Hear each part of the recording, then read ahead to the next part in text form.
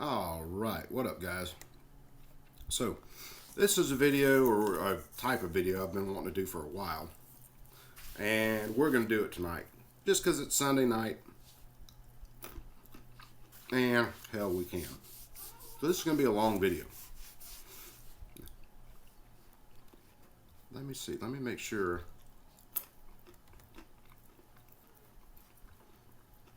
Make sure I do this right. So, we're going to screen share, and we're going to screen share with sound. That's what I forgot. So now we should be able to hear this. So this was a hearing on so-called gun violence. Yeah, I'm going to be snacking through this whole thing. Snacking, drinking beer, smoking cigarettes. And pointing out just how absolutely freaking stupid these people are. So we're actually over here on C-SPAN. And we are going to let this ride. Now, new design from the wife. Says, united we stand, disarmed we fall. Very true. And that is our graphic for your viewing pleasure. So let's get into this.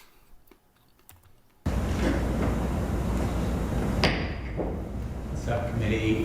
This is a Senate hearing. Constitution will come to order. This here, the subcommittee I on want the to thank Constitution my colleagues for attending. with I this know it's a busy dickhead right day, here and are thanks actually going to particularly try to promote the policies ranking that member, are Senator absolutely unconstitutional. Yeah, baby. Cruz, These are for the being people here. I know running. you're in the midst of a Rules Committee markup. There's no wonder 2 this weeks guy's ago, Nick, or the subcommittee had its first hearing short for on constitutional and common sense steps to prevent gun violence, focusing on extreme risk order red flag statutes. and We're here this anytime these morning idiots mention common sense, just know after there's a complete weekend lack of common sense. hundreds of deaths and injuries in 72 hours across the country to explore another step. Dick, tell us where all those injuries happened, where those deaths happened. Let me see. I got it. Democrat-run cities with gun control policies out the wazoo. And people will say, but the guns come from out of state. Why isn't there that level of crime in the states where you say the guns are coming from? Asking for a friend. To prevent gun violence, restrictions on the deadly proliferation of ghost guns. At Ghost President guns. Biden's Spooky direction, boys. the Department of Justice and ATF Spooky. have issued a proposed rule to close the ghost gun loophole and stop Now ghost guns are the illegal. spread of these deadly firearms. This Deadly step is firearms. historic. Most firearms It's are commendable. It's critical. But the rule must be made permanent. And until it is made irreversible with legislative action, it can always be reversed by another. So let me get this straight, Dick. Criminals are using guns to break laws like, I don't know, murder. And you think you're going to put in another law, they're suddenly going to stop. The president, which is why we're holding this hearing today, That could and have why held this I here, am held this hearing, reintroducing the Untraceable Firearms Act and that's with another act I got to go Representative through. Is the Cicilline Untraceable of Firearms Rhode Act. Island on the House side to close this loophole. Also, I think once it's also called the and Ghost for Guns or all. Guns Act or some shit. There is nothing ghost-like about ghost guns. They look like guns, they shoot like guns, they kill like guns. Okay, will someone please explain to this moron that manufacturing a firearm at home, one, is not illegal. Two, if you do it properly, yes, it's a functioning firearm. I've yet to be able to throw this at a wall and have it pass through it like Slimer off of Ghostbusters. I'm damn near tempted to try right now, but I don't want to have to fix my damn seat.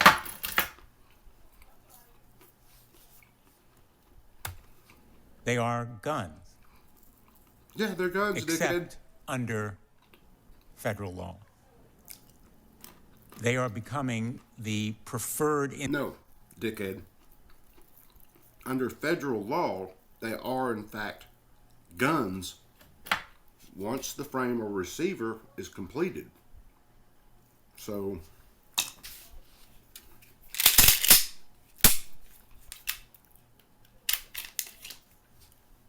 douchebag, that is a firearm legally. By federal government, by state standards, that is a firearm. Nothing in it. Look, I can see through. No barrel, no nothing. That is a firearm. Most I could do with that is throw it at somebody. But yes, they are legally firearms. They are just privately made firearms. And people like this dickhead don't like them because the government has no way to really track them very well. Instruments for criminals and violent extremists, the fastest Wait till they get to the growing white gun supremacy. violence menace in the nation. Only under current federal They ATF have got regulation to push the fear porn. And they got to keep it is up. the statutory definition treating them not like guns. Behind me are two pictures of guns. Oh, this is fun. One is a standard gun, And one is a one is a spooky ghost gun. And they look the same. I That's 'cause challenge you they're to both tell the difference guns, between them. dumbass. A ghost And gun most people is, who in are really into fact, building fully guns functional. Can look at either as a one of those and firearm. go, yeah, well, that's It can be made at that's home polymer 80 using and that's a do-it-yourself gun-making I believe kits the one on the left was the P80. or a 3D printer. Probably, yeah, by the stippling on the handle. Yeah, that's a P80. This frame So, yeah, people who in know guns a can actually so-called tell the jig difference. was made by a 3D printer. It can be made by anyone drilling holes to Okay. make it And first off, none of that he's holding in his hand was made by a 3D printer. That's a standard jig, much like this one from Polymer 80. Matter of fact, yeah, I mean, what do you want, a freaking cookie? functional, and Yeah, then they're functional parts if you do it right. can be bought in a gun store or elsewhere. Oh my God, you can buy parts. Yeah. They act like this is supposed to be so damn dramatic. And let me tell you something. When they get further into this hearing, we'll get it as we go. This is going to be a while, so smoke them if you got them. It becomes a firearm capable of killing, injuring, and doing as much damage as any firearm bought in a store, Yes. except it has no serial number, it is untraceable, and off. You had the same issue, you moron, when criminals steal guns and just remove serial numbers.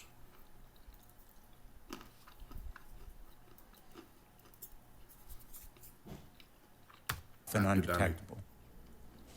The kinds of cases. Okay. They're not undetectable, and they keep pushing that. These idiots believe that, like, you could walk through a metal detector with one of these and it would be undetectable. Kits that produce that firearm contain a, quote, unfinished frame or receiver. Yes. The key building block it is unfinished. regulated under federal law and normally At subject the state it comes to in, you background can't put all the checks parts in it and and make serial a number functioning gun requirements. until you finish the work. Unfinished is really a smokescreen. Ghost guns are intentionally designed. How is the unfinished frame or receiver a smokescreen? They're absolutely unfinished. Approved by the AFT. You can't buy it and assemble it without completing the work that needs to be done. Whether it's milling a trigger pocket or removing the blocks or drilling holes for the pins. These people are retarded.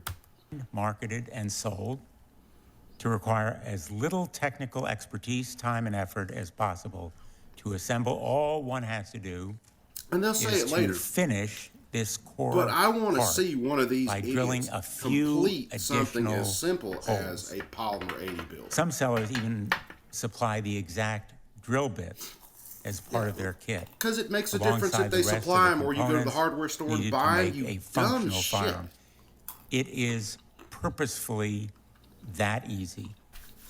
Yes. Because the frames and receivers Okay, in the these same kits way I can go to the auto are, parts store and go get in the parts I quotes, need to build unfinished. a freaking engine for a None car. of the normal federal gun laws apply.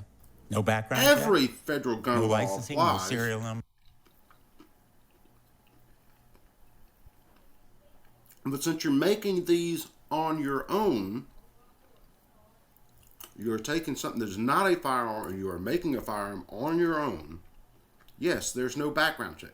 Who the hell am I going to do the background check on? I know me. I can pass the background check. Nothing. And since these kits are unregulated, anyone can purchase them. Yes. Minors, convicted felons, anti-government extremists, violent white supremacists. There we go with the white supremacy. But yeah, anybody can purchase one. But once you complete it, if you are a felon, you have just in fact created yet another felony. See how this works? They don't care about the other gun laws, and you think they're going to suddenly care about this one?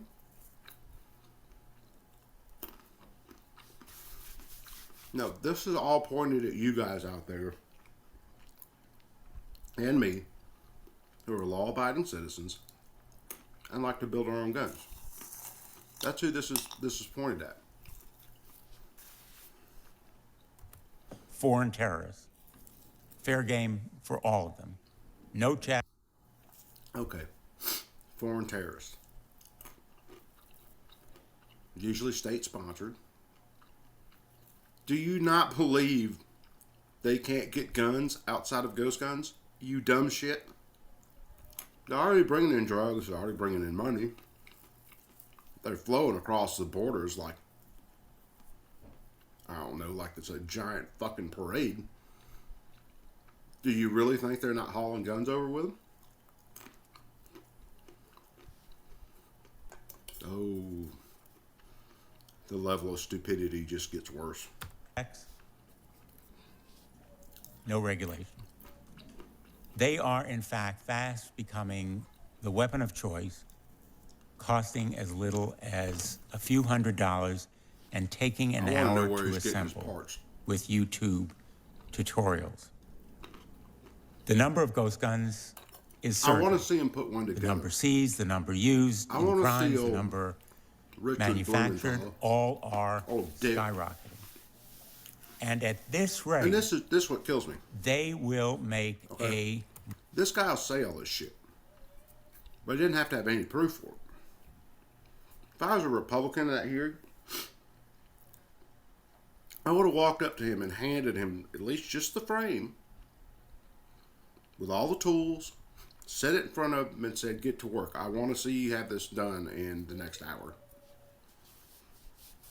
And if by some miracle he got that done, then I'd hand him the actual slide and everything and have him assemble that.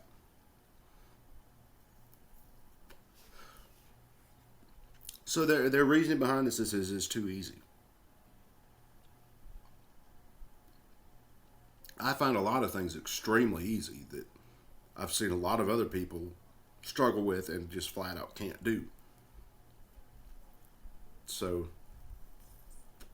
who are we basing the difficulty level off of? Because I know this dickhead couldn't do it. Mockery of all other common sense gun safety steps. They will render there we go with that meaningless common sense gun safety shit. background it's gun checks control. and other common sense regulation that now apply the language. to Move make those America goalposts. safer. Last March, news outlets started reporting that the do-it-yourself ghost gun kits were, quote, flying off the the shelves, and that manufacturers were, quote, reporting widespread back orders and shipping Yes, delays because we all due know to you a guys are going to try to pandemic do the shit like buying this surge, end quote. and try to We take have those no away really from us. reliable metrics. So a about lot these of us ghost guns got kits because knowing you they guys have were no going to try serial this numbers, shit. they're unregulated, and there's no reliable count on how many are manufactured and that's what sold. pisses them The most off. reliable metric we have That's what concerning really the number of pisses them ghost off. guns, in fact, in our communities is the number recovered by law enforcement. And this is a lie. These numbers represent just a Flat out. snapshot, but they are staggering, and the trend is alarming. Right here Because in honestly, D.C., let's ghost gun be recoveries. seriously honest. What is more likely? A felon, for the most part, they're going to buy these online. A felon is going to go online, order this kit, order these parts, order these pieces, leave a giant ass trail, and I'll admit, my trail's out there. And then he's going to spend the time to put this firearm together. Now, we're talking about the average criminal. He's going to spend the time, put this thing together to make a fully functioning firearm.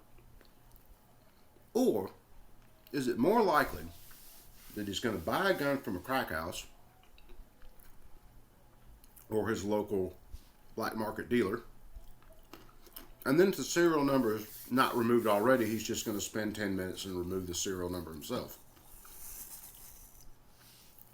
That's why they won't split the category up into something like polymer 80 guns or 80% arms guns and guns that have had their serial numbers removed. They're padding the numbers. Skyrocketed from 116 in 2019 to over 280 in 2020. And the story is the same in almost every other jurisdiction. We're going to hear more about that trend from Attorney General Shapiro and Commissioner Harrison in just a few minutes. Last May, God, that motherfucker. 60 Minutes reported that at least 38 states 60 and the Minutes District of reported it. Columbia It's gotta be true. have seen criminal cases involving ghost guns, including mass shootings, police shootouts, gang busts, terrorism, and white supremacist There they go with extremism. that white supremacy. In Man. Push Connecticut, the fear porn. Police have recently seized ghost guns in narcotics investigation, traffic stops, and yes. home invasion. In Criminals Hartford, get in recent guns years, and they police break have seized laws. roughly And you 10 think putting another ghost law in guns place is per actually year, going to and stop just criminals. last fall, Even if you police arrested a serialize suspect every in P80, possession of a ghost they're gun just going to take the in serial number connection and with a shooting remove it. in East Hartford. Guns without a serial number recovered at the scene of a crime are untraceable. Without a serial number, Most crimes law enforcement that can't involve guns trace that gun to a aren't seller. solved by tracing the firearm. They are solved because the person committed the crime is caught in possession of the firearm when they commit the crime. That's how most of your gun cases are solved. This isn't CSI. This isn't the movies. It isn't TV. And all they do is they try to inflate these numbers more and more. Overall gun thefts in that period of time went through the roof. Finding guns with serial numbers removed was the major body of those guns that they found that they are calling ghost guns. And if you look at the crime in these cities and the defund the police movement and all the other crap that went on, all of their crime skyrocketed. It's got nothing to do with polymer 80 or 80% or any homemade firearm. Or to a shooter, ghost guns make criminal investigations difficult, and if there are no other leads, impossible to solve.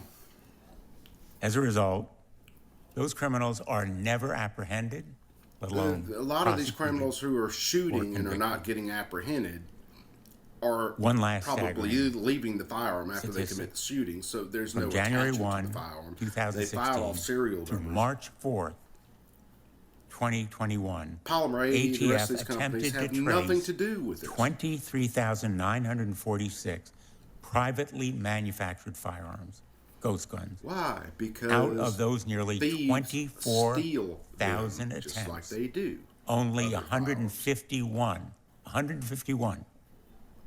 could be completed. That's less than 1%. How many of those That could guns just mean had very their simply serial that numbers removed, Dick? Why will 24,000 you not murders, break it down assaults, armed into robberies, and other crimes go guns that unsolved. had serial numbers that were removed There is and no guns that reason, were privately none, produced to that didn't treat have those serial numbers guns in the first place? differently than any other Why gun. will you not break it down that way? They look like a gun, they shoot like a gun, they kill like a gun. Yeah, They if you should put be one treated together right, as guns. they were a And I gun, invite Dick. both sides of the aisle, my colleagues on both sides, play to these support freaking the word Untraceable games in this Firearms Act and to it close drives this me loophole up the wall. permanently. And I now should turn to you the too, ranking if you member. Pay attention to what they're saying. Thank you, Mr. Chairman. Thank you to the witnesses who are here today. Last Friday, the Biden Cruz administration does published bring up some proposed actual decent regulations points, although to significantly expand the regulation of firearms. I in this was a country. Cruz fan That proposed for a regulation in while. this hearing and then both focus on watching them in hearings so-called and seeing ghost guns. legislation. It's He a name talks that is really intended good. to scare people. It's designed to make But he's people about as think that useful as certain a lead firearms are more dangerous than others, that certain firearms are beyond the reach of Shoot, current pull law. with a rope, shit like that. That's nonsense. It's simply not the case. The so-called You gotta ghost imagine, guns their that we're talking staffers are about the ones writing are them. nothing but homemade firearms. There's nothing special about them. There's nothing weird about them. No, there's nothing. But advocates we've of been able to aggressive make gun guns. control Privately rely on manufacture our own ignorance firearms. Since firearm scare people. technology Homemade firearms aren't any more Actually dangerous existed. than any other firearms. And for all relevant purposes, homemade firearms are treated like any other firearm under the law. Yeah, I person can't commits a just because I crime make with it a at homemade home. I gun, can't make it a machine They will gun. be I can't prosecuted just do the same as anyone all the else. shorties and If everything. a felon makes a homemade gun, he's a felon in He's possession right. of a firearm. As soon as he and will be drills prosecuted. it, he's a felon in If a possession of a person firearm. knowingly sells That's a going to come homemade into play in a firearm to a little criminal, bit when old Josh that person Shapiro has committed a crime and will be prosecuted. Chairman Blumenthal Now, observed I do that, have my quote, arguments we for have some of no this. reliable metric because the as to felon any in connection possession. between crime Well, and I'll homemade get into that firearms. later. That's another way of saying there are One, I do believe zero they'll get data, their rights back as soon no as they're evidence through whatsoever all their restitution, their prison that this time, is all contributing to crime at all. This is a made-up problem. And yet here we are Well, it's a having a made-up congressional problem. It's a hearing made-up pretending that category so-called of ghost guns are a firearms. major They're issue. just They aren't. And I look forward to the personally next made hearing of this firearms or privately subcommittee on made Civil firearms. War replica Now, we've cannons. embraced the whole spooky and how ordeal in dangerous the gun those are as community well. for the most part because, well, We screw want to it. have a hearing on gun violence. There are real topics to discuss. Yeah, things like Gun violence and violent crime is a real problem in this country. It's not narco-economy, the the made-up violence that problem of surrounds ghost the guns. But in narco-economy, 2020, gun violence soared to rates not not putting seen in violent people in 20 prison and years, keeping them in prison. with over 19,000 people killed by plenty of homicides and things we can talk unintentional about. death, not including suicides. Yeah, Time that's another magazine number they try to stack reported up. that They gun try to violence count surged in the suicide city with of a gun Chicago in as 2020, gun violence. with shooting incidents increasing by over 50% and homicides by 55% when compared to 2019.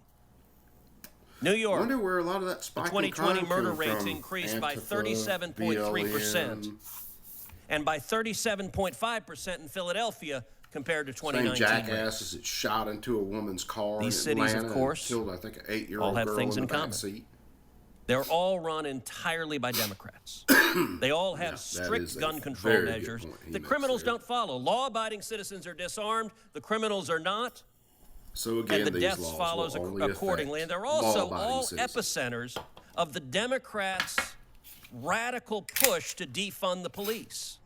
This committee has confirmed one senior official at it's the Department funny of Justice because who's it wasn't advocating defunding the police. long back And this that a committee is lot of these preparing to cities move finally forward on a decided second defunding the senior police was the official at the greatest Department thing. of Justice who's advocating And defunding the started to police. If refund Democrats want to said stop police. gun violence, let's have a hearing on how the move to defund the police Now, is causing more I do believe homicides. that a lot of Let's have a laws, hearing on how gun control gun laws and proposals others are are making absolutely people more vulnerable to unconstitutional, violent and the police crime, shouldn't be able to and how they enforce them in the first failed place. the big city Democrat Then they cities. could That concentrate actually on would things be a like hearing rape, murder, focused on child molestation, crime and stuff with stopping actual it, and not victims. instead a made-up topic of ghost guns. We already know that homemade guns are not a problem in terms of actually Homemade guns are being not a problem involved in now. violent They crime. won't When the be a Department of problem Justice then. surveyed They won't be a criminals problem later. to ask how they obtain firearms used in Democrats crimes, just don't want not a firearms at single all. one appears to have said that he made his own weapon. Hear that again. The Department of Justice asked violent criminals, where'd you get their guns? And the Zero Department of Justice did said it question was a people about so-called ghost gun. 43% of criminals got their firearms from underground markets. 6% stole them, and 25% And see, the other ones of that them stole their obtained them from an firearms actually individual. sold them to the underground market. So why are we talking about this made-up issue? It's simple. Democrats don't want to address the consistent, proven, empirical failure of gun control laws.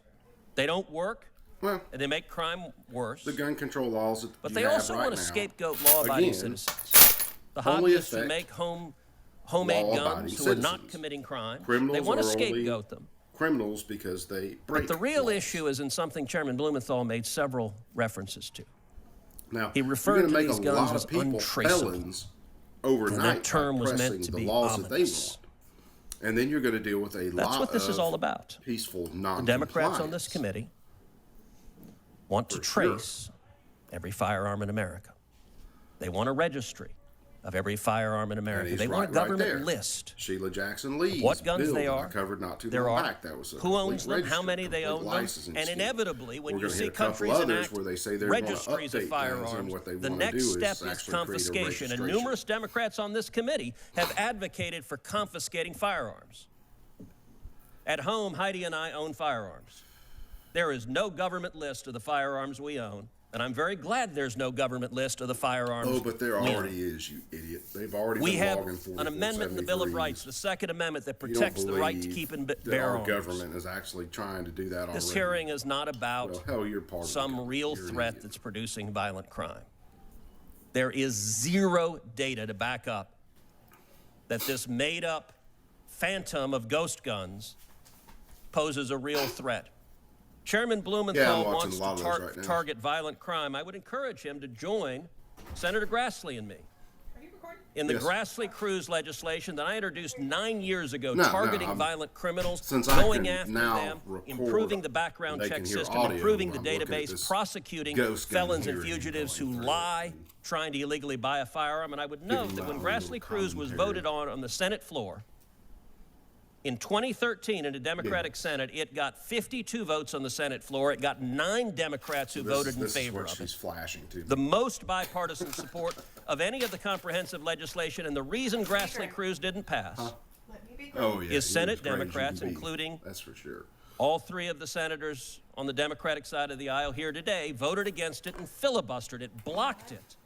Blocked real legislation targeting violent crime. Why? The filibuster these days, even Because though they the were objective using it like instead hell is to back then? target law-abiding citizens. I thought let me see. That the does nothing to filibuster stop was crime, but it does a racist great deal to and- undermine our constitutional rights. I will note, finally, that as Chairman Blumenthal observed, there's a Rules Committee markup on legislation, S1 legislation many of us are referring to as the Corrupt Politicians Act. I am No, going not to live, spend just recorded. the rest of the day in that Rules Committee markup, introducing and pressing a number of amendments.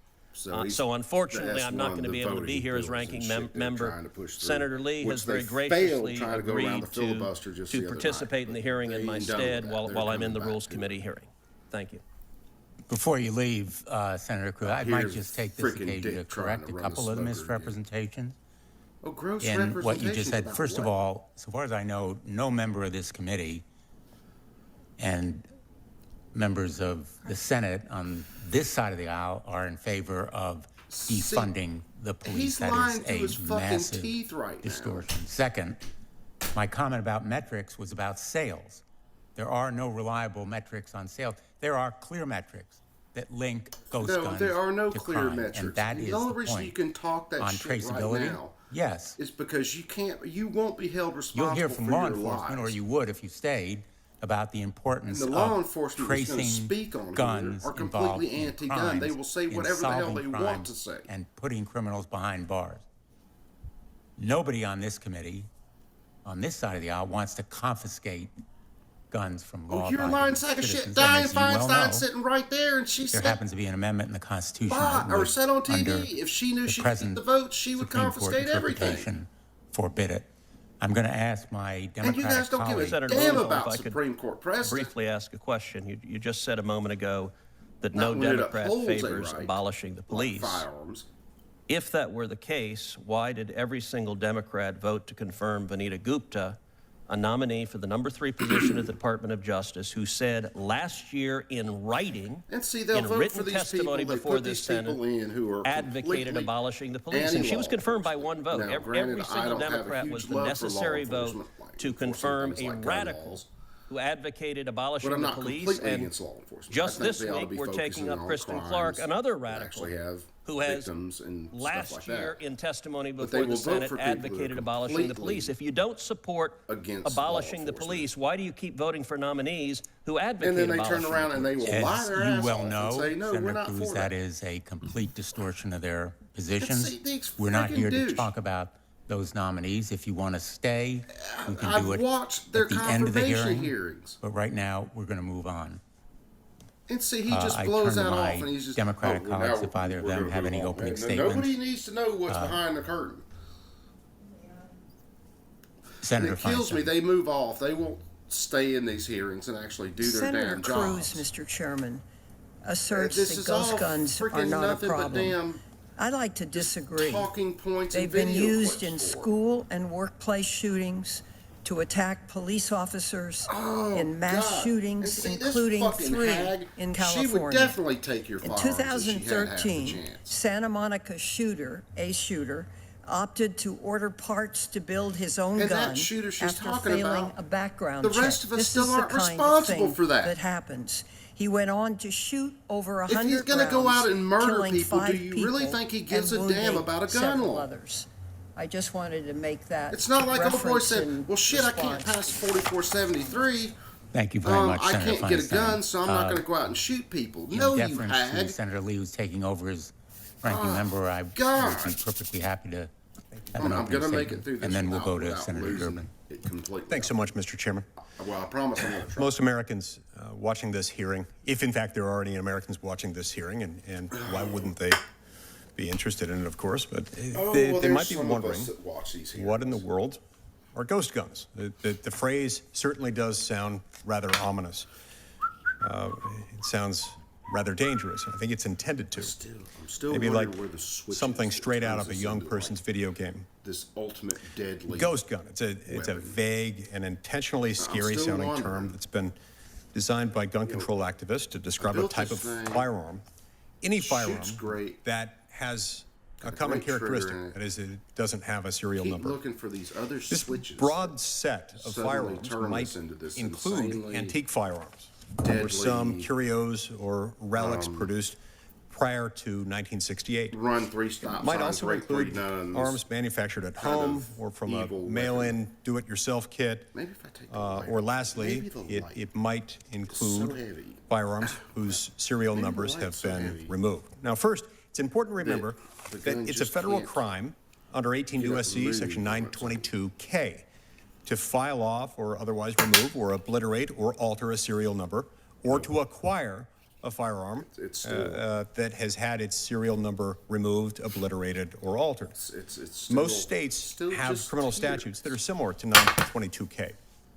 Anti-gun activists gun at it. would like for you to believe that making your own firearms So, is didn't do anything. a new crazy trend, an emerging dangerous I just phenomenon. have Those I have who might lazy want you to believe this guns. neglect, of course, to mention that the Just American lazy, tradition normal, average, of everyday privately guns. made firearms I'm still started looking. with the colonies, and it continues that. today. In fact, the Continental Army relied on heavily, Magic gun. relied very heavily on privately made firearms.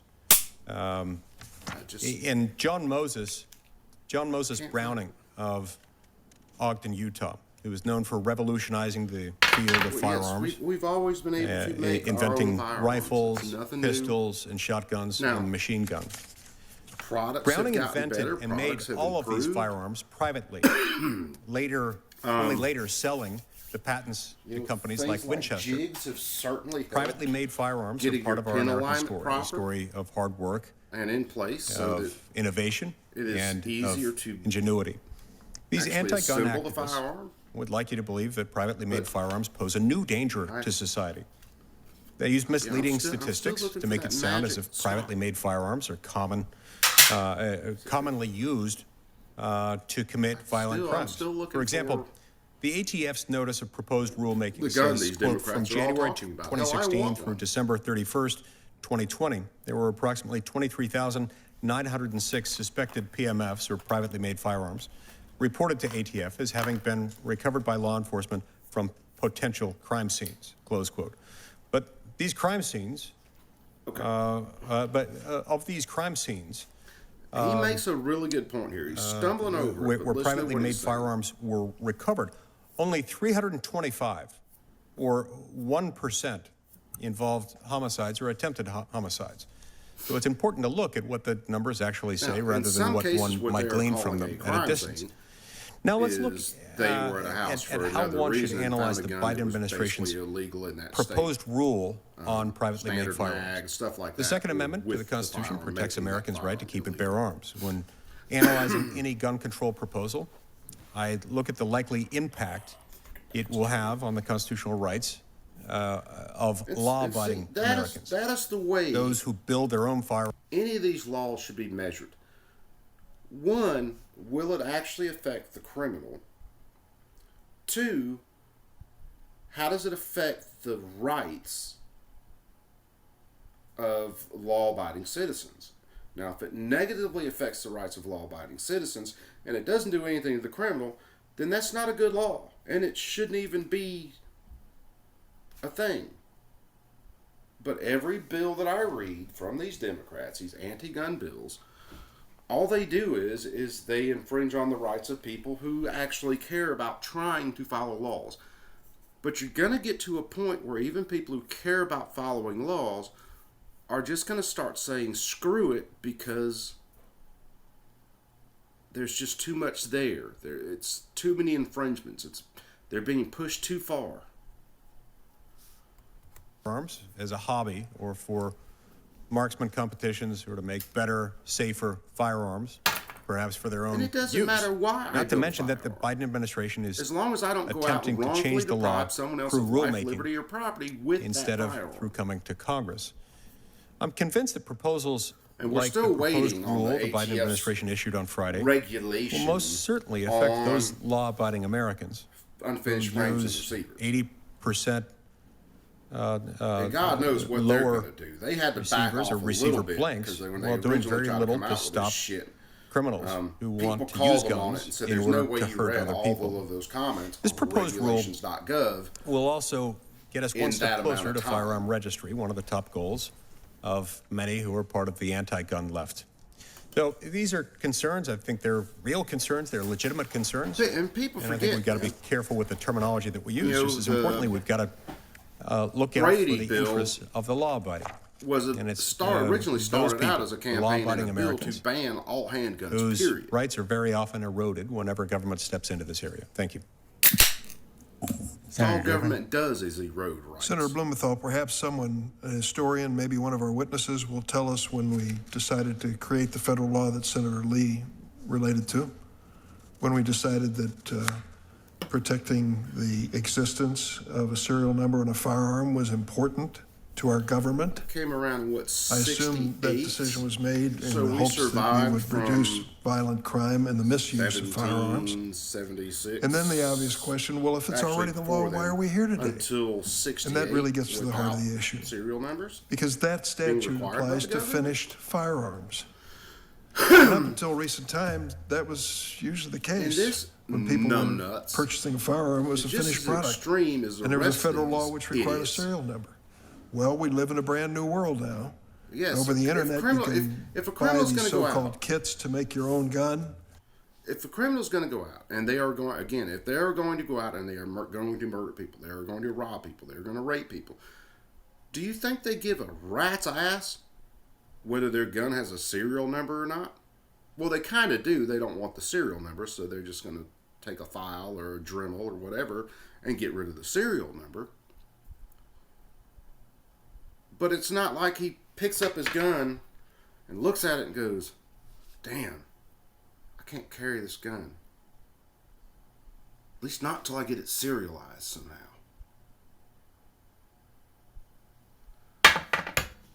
It's just more proof. And if you go down the rabbit hole the way these idiots want to go, it's just more proof. It's So-called all ghost about guns banning and firearms avoid and the making very it as statute hard you as they can quoted. possibly be So that's what the to Blumenthal own firearms bill's in all the first about. place.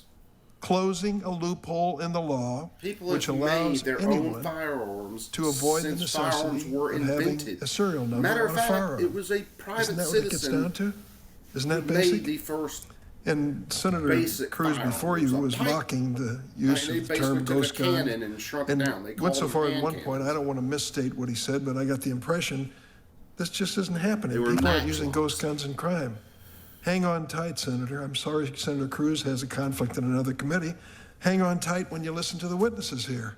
They're going to give you chapter and verse of cities and counties No, across the the United witnesses States are going to where these inflate ghost stats. guns, without They're serial not going to numbers, separate it out in untraceable, between are being firearms that had confiscated their in the serial commission numbers of removed, crime. or firearms that Deadly, were violent created crime. that didn't have serial numbers. Senator Firearms that Cruz didn't was have serial suggesting numbers this in is the some first sort of place that were folly by stolen. Senator Blumenthal. Firearms It that is were not. manufactured It is by a the matter of felons. life and death. Now Shapiro And I touches think on this. it's some a not too little much bit, to ask and he that tells even us for the hobbyist, bullshit. whatever story. they're purchasing, have a serial number and comply with the federal law. That's what this is all about. And I'm glad we're having this hearing. Thank you, Senator Blumenthal. fucking humanity And the such a notion that we douche. would have a proliferation of homemade guns, Proliferation of untraceable homemade homemade guns, and that is in the best interest of our nation, Yes, I it's beg to called differ. freedom.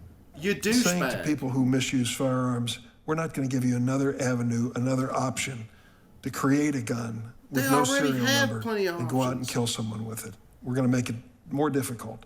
And I think most Americans would agree with that. They're freaking logic. Thanks, Senator Urban. And as chairman of the committee, thank you for They'll just steal more guns. permitting They'll and just scrub encouraging more serial this numbers. They subcommittee don't hearing today care. and for your championing gun safety measures along with Senator Feinstein. It's You've not been gun real safety. It's gun champions. control.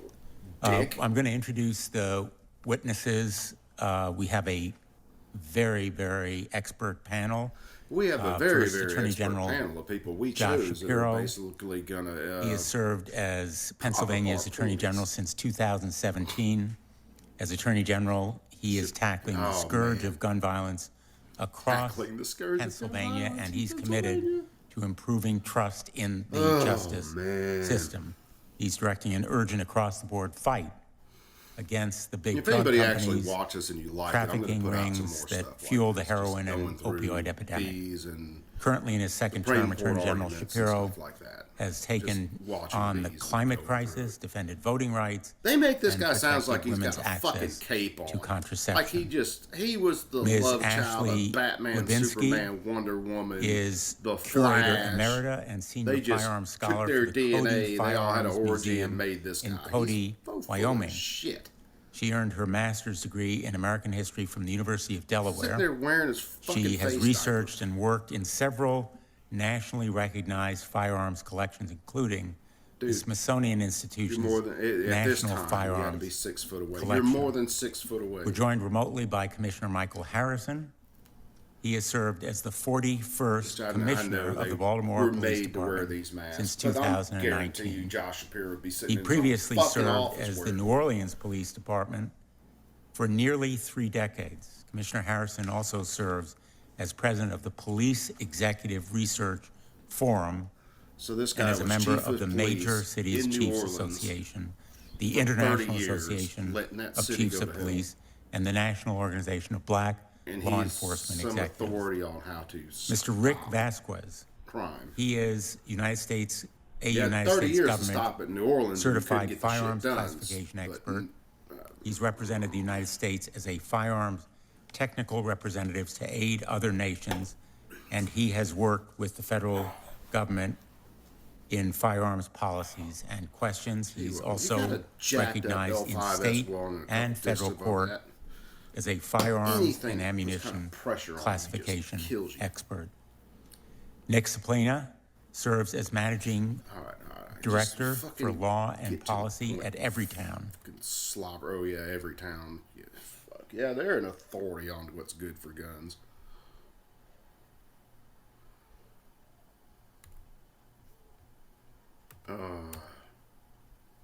C-SPAN can be such a fucking numbnut.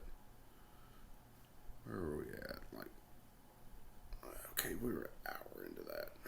Come on, damn it. Let me do this. I'm going to have to refresh it. Because C-SPAN, much like anything else that has to do with government, is a pain in the ass. So let's do this. Let's see whether we can get this rocking and rolling again. Looking to generate more profit and delight your customers? Meet Rocked. Cole Harrison joining us remotely. As already said, these were mainly Chairman Blumenthal, agreement the dealers had already from my office. He is United States A. Here we go.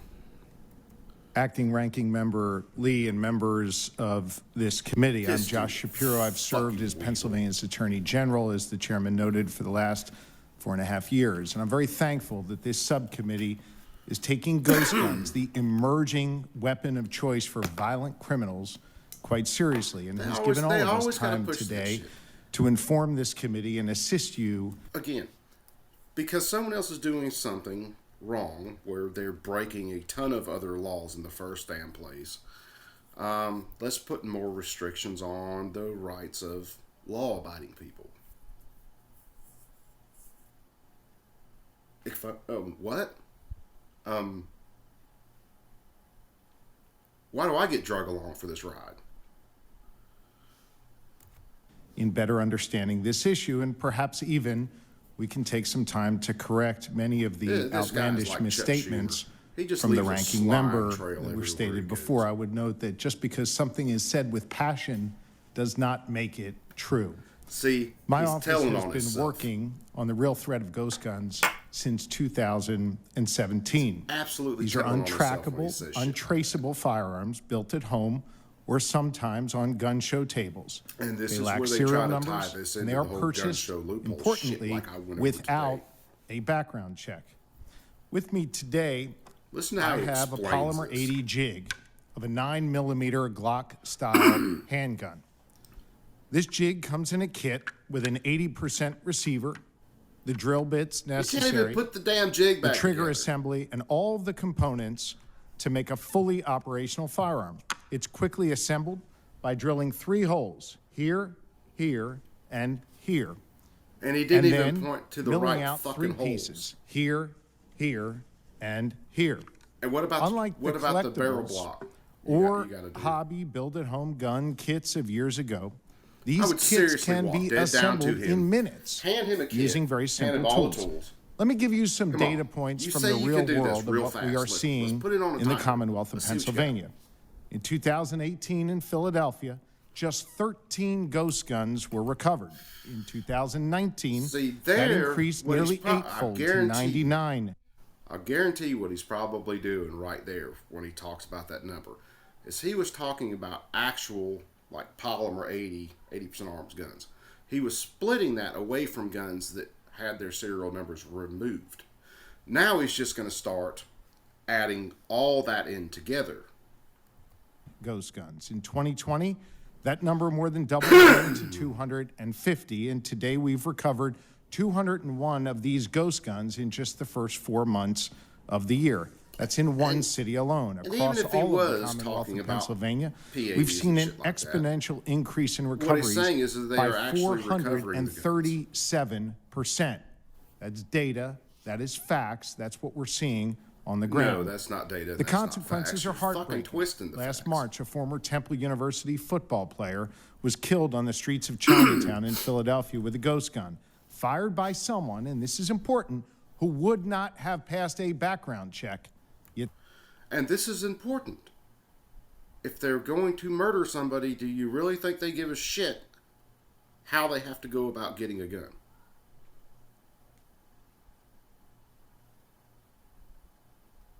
He's already broken the law. If he can't pass a background check, which in most cases, someone who can't pass a background check, it's a false positive.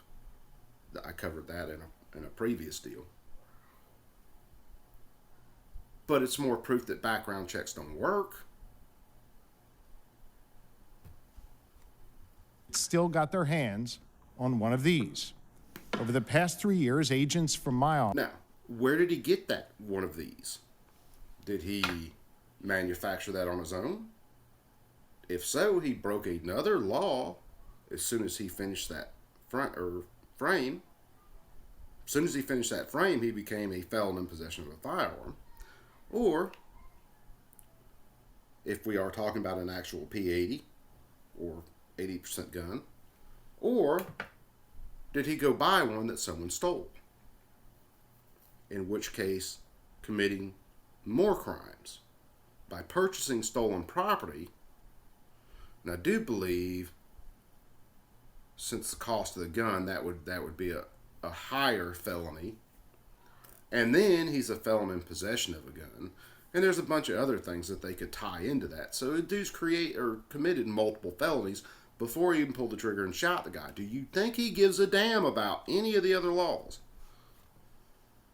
Office have witnessed felons and people prohibited from purchasing firearms buy these ghost gun kits with cash and leave gun shows with them by the duffel bag size full.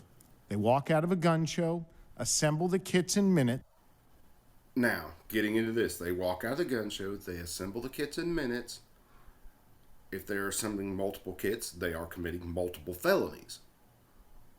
If you see these guys buy the kits at the gun show, you do this little thing called investigation. And you keep an eye on these people. When they complete those frames and receivers, you politely go down there, put guns in their face, and you arrest them. If they are dangerous people like that. And you leave the rest of us alone. See, we do have laws. We have laws that actually work. And he goes on this long story with this shit. And send fully functioning guns onto our streets and right in the hands of violent criminals. Okay, so let me get this straight. Going by his story. His people watched convicted felons buy kits by the duffel bag to manufacture firearms. And then they didn't do anything about it, and they allowed those guns to go to the street where they then recovered them from crimes. I would say there's no way that happened, but then I think about Obama and his administration and actually giving guns to Mexican cartels. And that's not that outlandish anymore, now is it? We've made arrests where ghost guns purchased at gun shows are on the streets literally the next day after that purchase. In 2019, our agents witnessed prohibited purchasers buying an 80% receiver kit just like this one at a York gun show. They took it to the next table over, a good story. just feet away as I am from these witnesses here. Is they watched a felon buy an 80% kit, which is not illegal for that felon to buy. That felon could buy that kit, and then that felon could go sell that kit. That would not be illegal. They have not sold a firearm. They have not purchased a firearm. Now, what he's saying is they saw that felon buy that gun, and then turn around, walk to the table right next to that one, and have it completed by a white supremacist felon. Where a convicted felon and neo-Nazi drilled out the receiver, assembled the gun, and handed it back to him right at the gun show.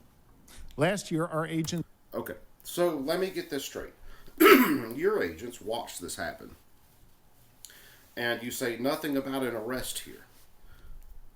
So walk with me through this, guys.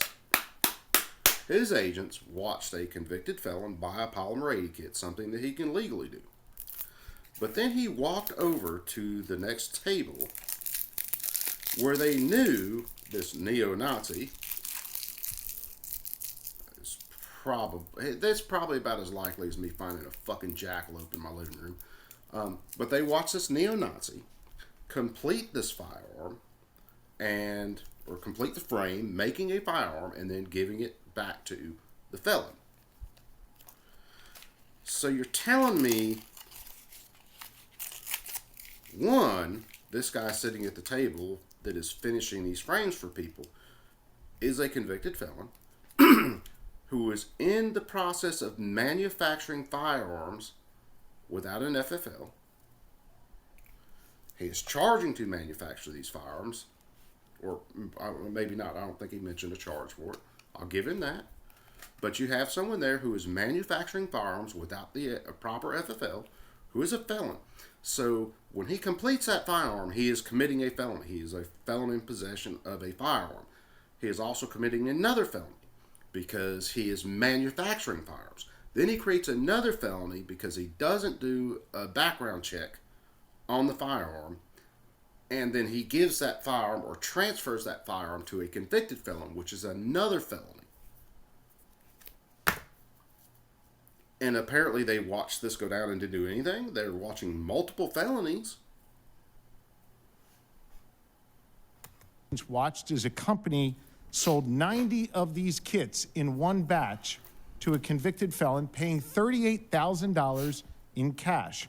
When our office executed a search warrant at this individual's home, it turned up even more fully assembled firearms made with these kits. So you're telling me there that your agents, in fact, did do their job, and they stopped the guy with multiple felonies, which means this guy, with what you're talking about, should never see the light of day. He should be in prison for decades. Hallelujah. Those laws worked. There were loads of ammunition, cash, and a setup to churn out these guns. Had we not had agents at that show, dozens more ghost guns would be on the streets of Pennsylvania today. So Earlier this year, we arrested a do this man in stuff Philadelphia without who was buying these extra kits at a gun laws. show, then selling the assembled weapons on the streets for $1,100. That's a 100% profit. Last month, we recovered 6 ghost guns in Pennsylvania's Lehigh Valley during the course of a drug trafficking So, investigation, on that along with case, 6 you've got ghost someone who's guns, breaking the $1 law million by of meth, manufacturing firearms and Nazi without a license. paraphernalia. They While my gotta office bring has in the made great Nazis strides again. and experienced success operationally in getting these firearms off the this street, whole thing law is enforcement cannot bullshit. keep up with the supply. So we've had to work Law enforcement haven't been able to keep up with the supply of any damn guns. and They to can't create keep up with the meaningful supply partnerships of like drugs. the one They with can't keep up Pennsylvania's human trafficking. largest gun show These promoter people to do not voluntarily care about remove your all laws. of these DIY kits And this is from their funny shows. because I think it was At JSD the time of the Supply agreement, the that dealers had bought already the sold entire 6,000 damn gun ship. of these ghost guns. Ah, and as a that's result who I of will be this getting my parts kits from first now of its on. kind in the nation agreement, we were able to stop 36,000 of these guns from getting out on the street. Now, I'm he's here today equating the 36,000 guns to all of those going to felons, which is something that just does not happen that way. It's not like every gun show you go to that's selling 80% guns, that there's this long line of felons over there, and that's the only people in that line. They completely just breeze over the fact that the vast majority of these firearms, the overwhelming majority, like 98%, are being built by people like myself and others who just enjoy building their own firearms. So, some people build model airplanes.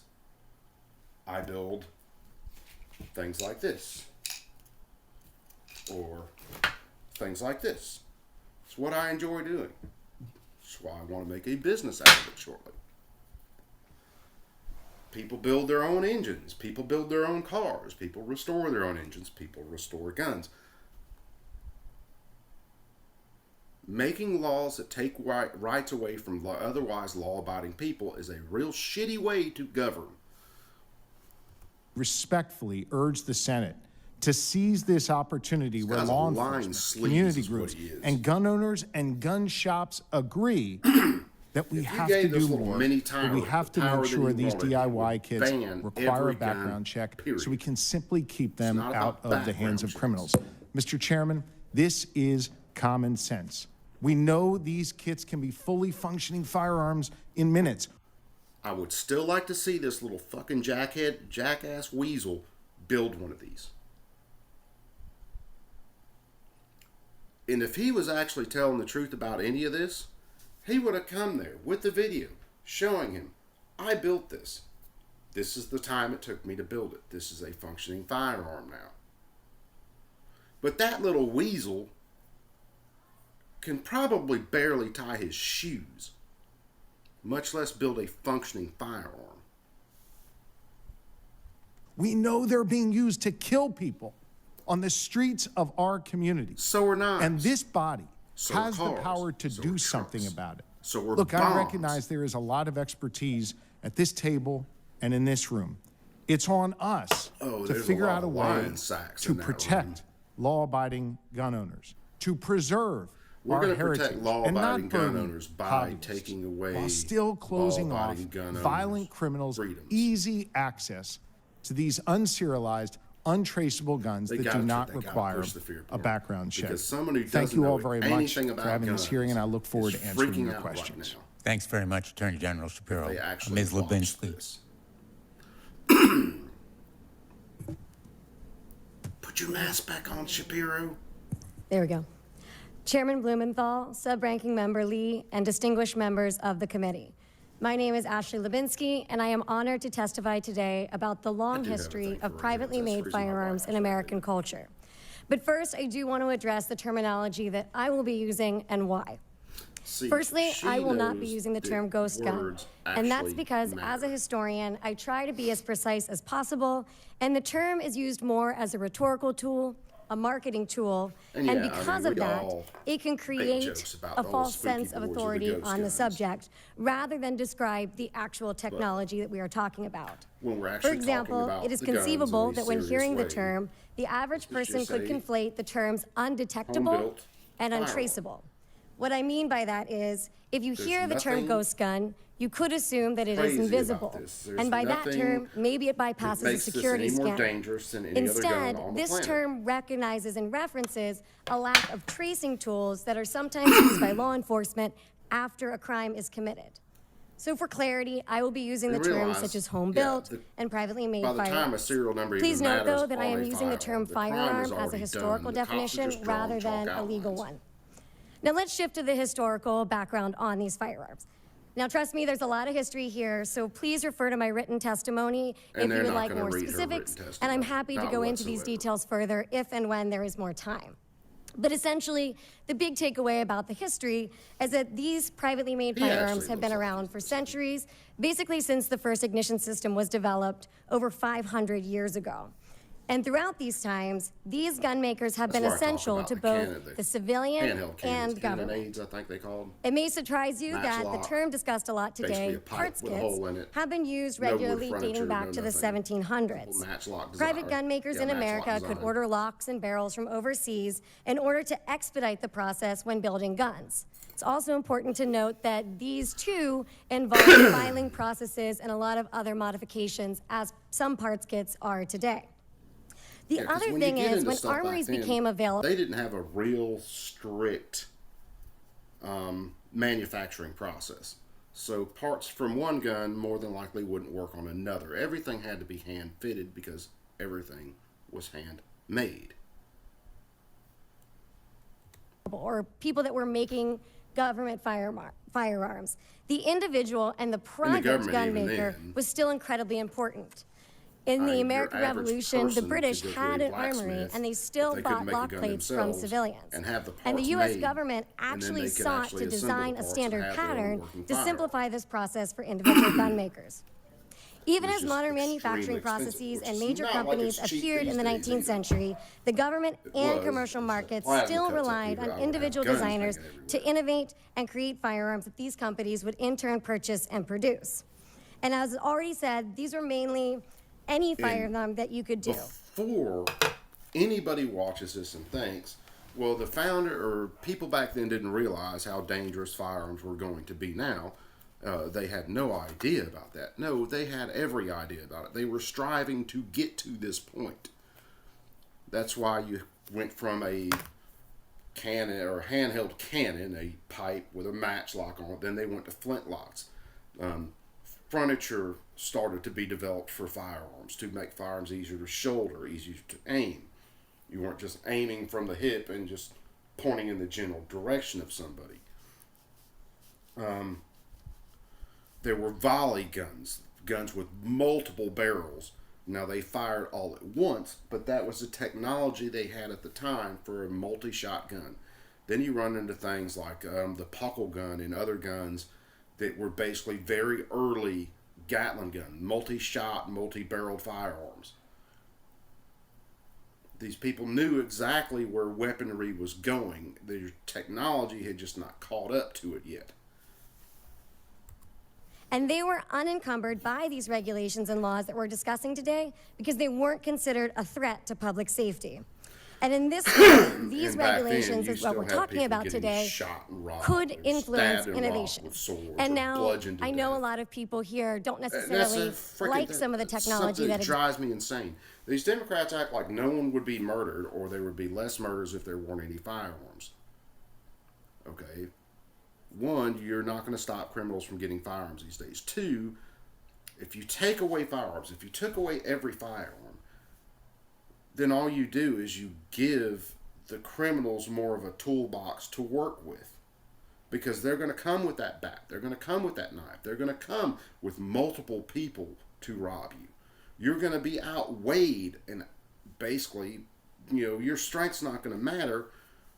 I'm 5'8", pushing 200 pounds. I'm losing some weight. I think I'm actually down below 200 now. But if I've got some big 6'5" dude that's pushing 260, that's nothing but muscle attacking me, I might be able to hold my own to a point, but I have no delusions that dude is probably going to beat my ass into the ground and do what he wants to do. Now, I could have this. That might help me some. But this is a very up-close weapon. This is hands together. I want to be able to create distance from someone like that attacking me. That might help me create it. This is going to ensure that I can stop that threat. Exist today, but I really want to make the point that innovation also means making firearms safer. On May 7th, the ATF released a proposal in which they recommended several modifications to these definitions. Unfortunately, many of those rationales are not historically accurate. For example, the terms striker fire and split receivers are two technologies that were claimed not to be readily available at the time these definitions were made. However, striker fire guns, which are historically and mechanically known as linear hammers, have been prevalent, as have the term split receiver since the late 1800s and early 1900s. These things have remained unregulated within the terms that we're talking about today. So the question is, why change that? Striker fire and split receivers do not make a firearm more or less lethal than the firearms that are available on the market today. Because this terminology is flawed and inaccurate, this is misleading. And these policies and proposed changes can have unintended consequences for everyone. And it's interesting and important to understand that these things can affect both sides, criminalizing those who would otherwise be considered innocent, but also opening the door for loopholes and litigation, and worst of all, continued violence. The complicated and confusing nature of all of these terms also neuter the potential efficacy of the laws. And if the goal is to save lives and the law fails to accomplish what you claim it will, you're not only letting your constituency down, but you're also leaving them vulnerable to a false sense of security, something nobody here wants on either side. 5 years on a murder charge, which is what happens. Thank you. Commissioner Michael Harrison joining us remotely. Chairman Blumenthal, ranking member, distinguished members of the Judiciary Committee, thank you for holding this important debate about ghost guns. But an absolute political hack to appear before you today, and I'm joined by this is a dude that would throw you in jail for a mass violation in the Baltimore Police Department.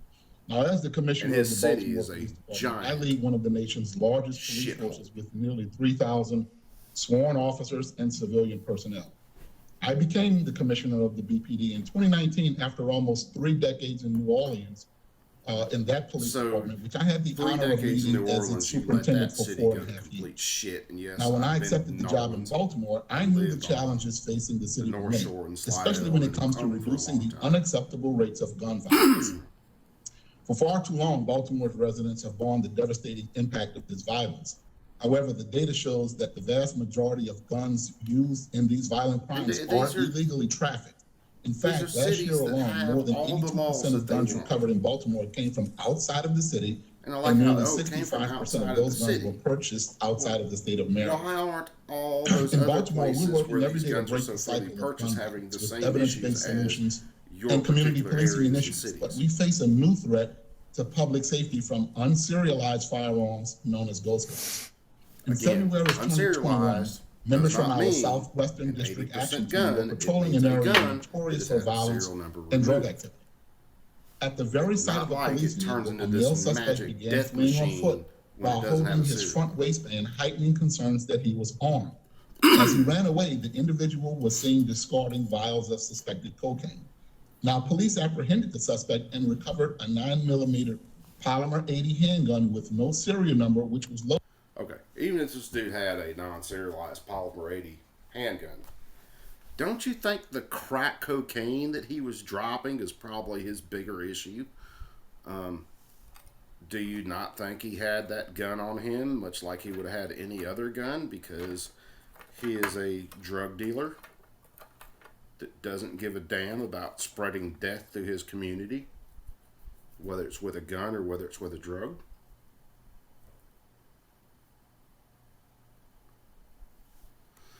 Loaded with 26 rounds of Inquiring ammunition. minds want to know. The suspect was only 17 years old, too young to purchase or possess a firearm in Maryland. Notice, he's talking about the gun. 17 years old, too young to own a gun, or too young to own a handgun. He said jack shit that, hey, maybe the dude shouldn't have had a pocket full of fucking crack. The way he talks about it is like, yeah, I mean, the gun, he couldn't have it because he was 17, but all the crack in his pocket, well, you know, it is what it is.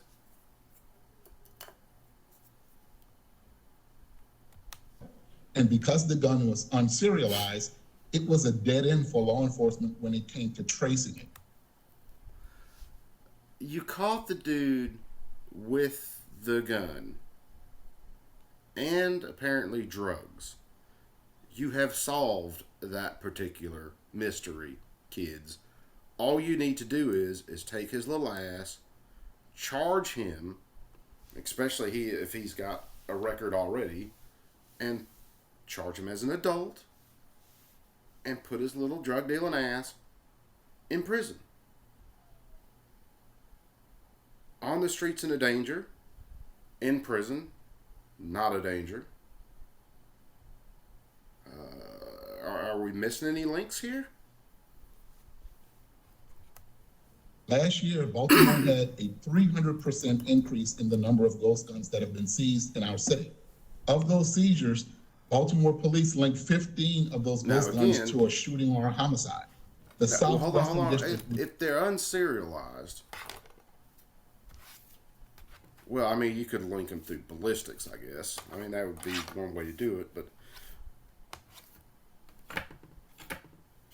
again, you're not telling me how many guns were found that had serial numbers removed, and then how many guns were actually 80% guns that were made without serial numbers. That would be an interesting number to know. Because I will guarantee you there are way more guns found that have had serial numbers removed than 80% guns. Experiences the most gun crimes and homicides in the city also had the highest number of ghost guns seized. And most disturbingly, nearly 1/4 of all of the ghost guns recovered So again, you're telling by the me Baltimore criminals police are were going from to commit individuals crimes. who were not old enough to obtain a firearm, including an individual who was only 14 years old. Unfortunately, this... Look, you got 13-year-olds in cities like this out carjacking people. Do you think they give a rat's ass about any other laws?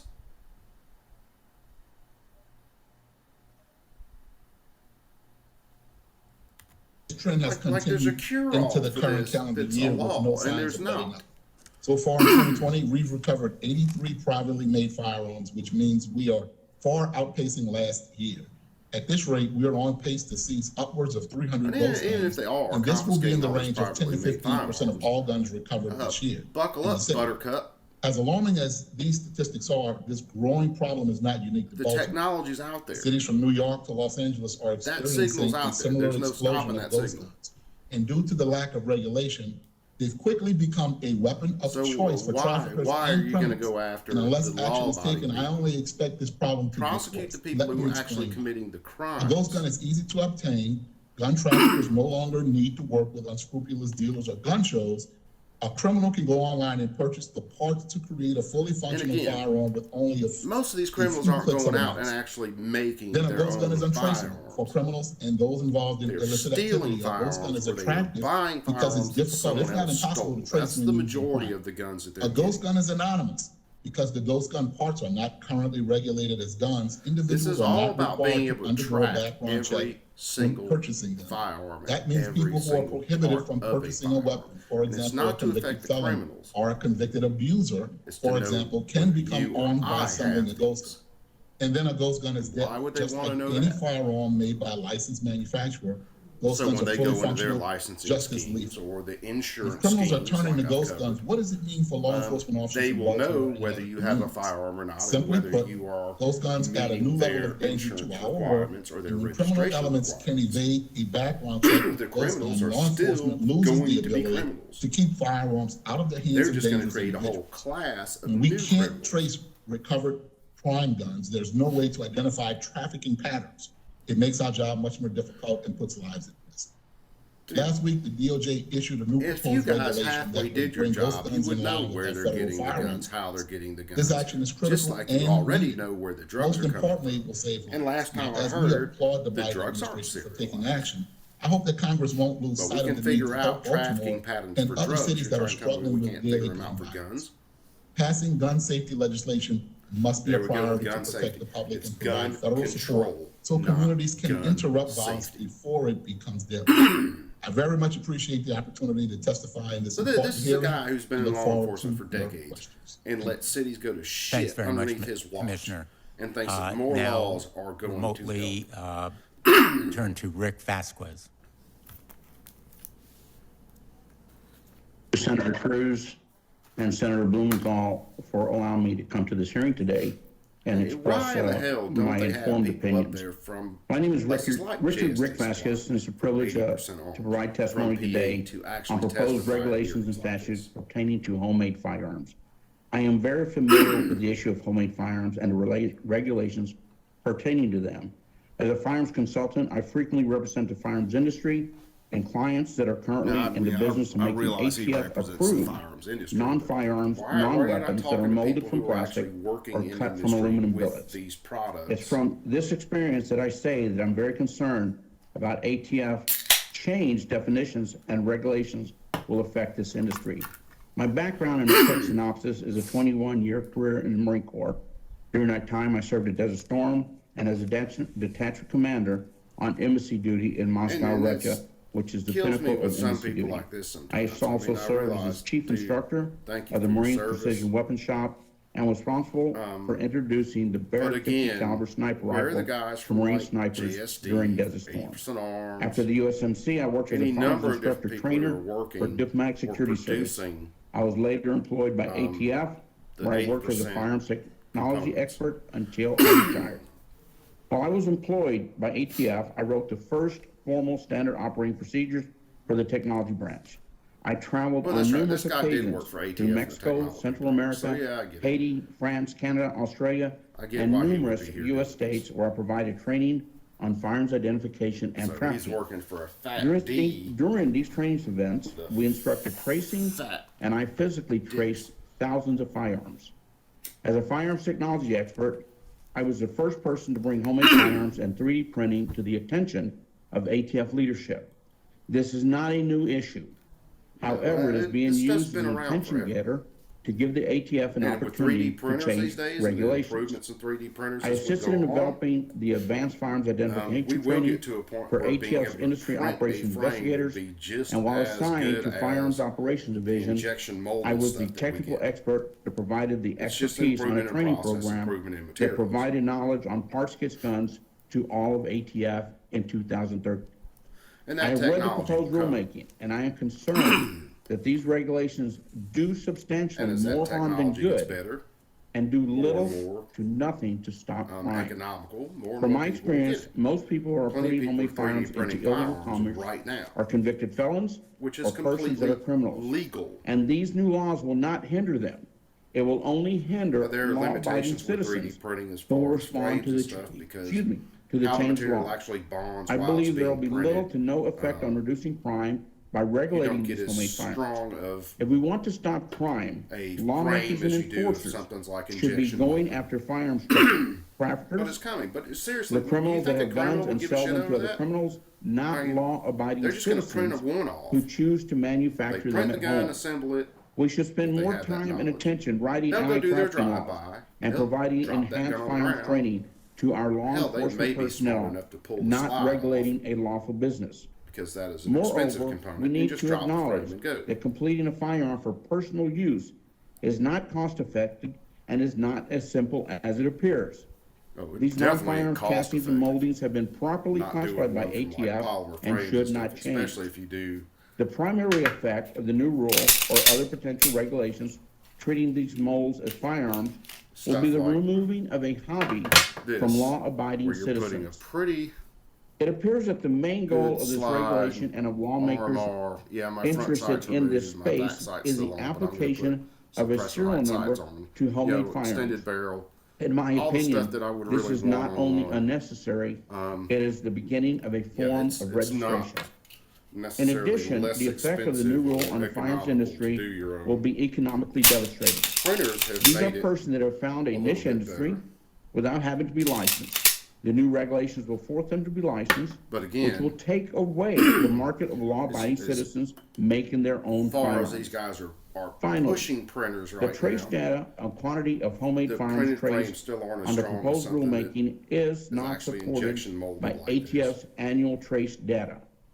The number of homemade firearms traced under proposed rulemaking is much higher than the number of firearms traced on the 2019 annual trace report. In conclusion, I'm here to provide testimony on homemade firearms and the up a little effect bit it and will let me have on the quit running firearms my industry mouth while and the he lawful says gun that. owner. Watch, it'll Opinion, freeze again, this is probably. not only unnecessary, it is the beginning of a form of registration. In addition, the effect of the new to rule track on the 'em. firearms industry will be economically devastating. These are persons that have found a niche industry without having to be licensed. The new regulations will force them to be licensed, which will take away the market of law-abiding citizens making their own firearms. Finally, the trace data on quantity of homemade firearms traced under proposed rulemaking is not supported by ATF's annual trace data. The number of homemade firearms traced What he's saying right there, being a lot more nice about it than I am, is that Shapiro and Durbin and all these Democrats talking about these untraceable ghost guns showing up so much. He's telling them they're full of shit because the ATF data doesn't support that.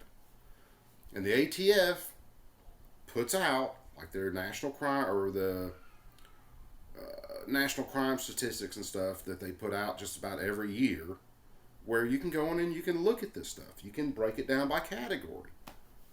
So that documentation is there.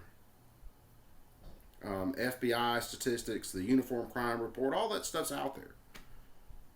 You can go right to their websites and find this stuff. And what he's saying is that the actual hard data does not match the lies these sons of bitches are trying to tell you. on the proposed rulemaking is much higher than the number of firearms traced on the 2019 annual trace report. In conclusion, I'm here to provide testimony on homemade firearms and the effect it will have on the firearms industry and the lawful gun owner. Thank you very much. The regulations Thanks, Mr. the Vasquez. Democrats are trying to push through the our ATF last right now will absolutely destroy a lot of companies. They're going to put people out of work. They are going to destroy their livelihoods because criminals commit crimes.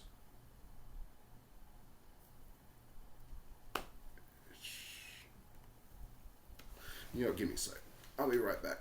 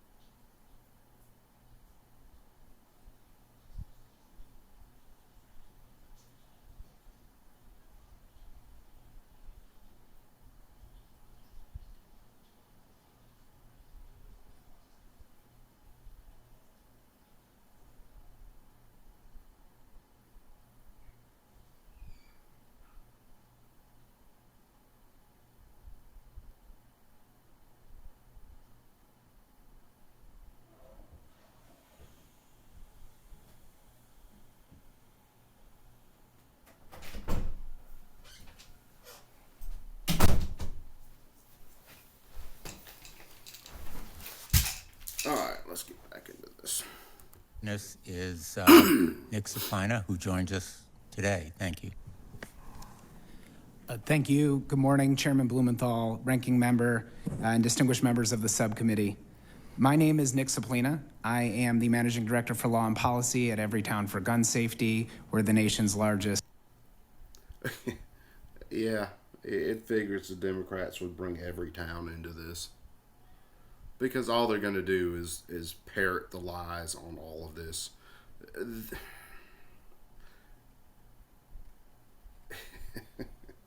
It just kills me.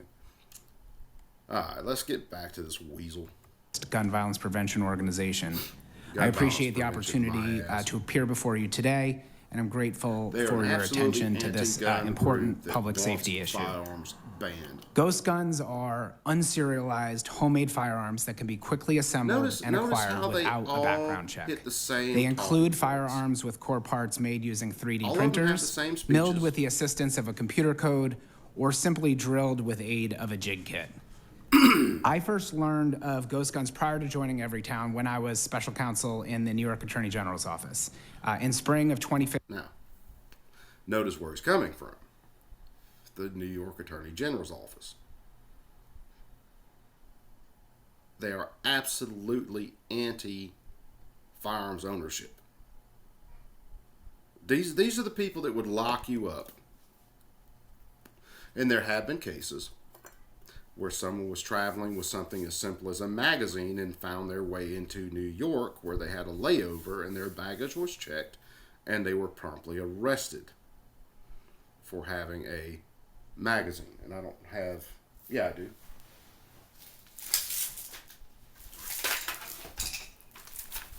Now, I don't have an AK in here right now, so, yeah, for something as simple as this. Completely legal. Just happened to travel through New York. Had this in their bag. It was, I think it was actually an AR mag. John Stossel did the story on that, along with some others, where these people would lock you up for simply having a magazine and traveling through New York because you were unlucky enough to have a layover in New York or changing a flight in New York. This little asshole will prosecute you for that. 2015, I received a phone call from the head of the New York State Organized Crime Task Force. And she was calling because the New York State Police discovered that an individual who is currently in jail on firearms charges had boasted about a plan upon his release to order gun parts online and make money selling untraceable firearms. So you caught this guy saying he was going to start producing firearms as a felon. Obviously, he would not get an FFL.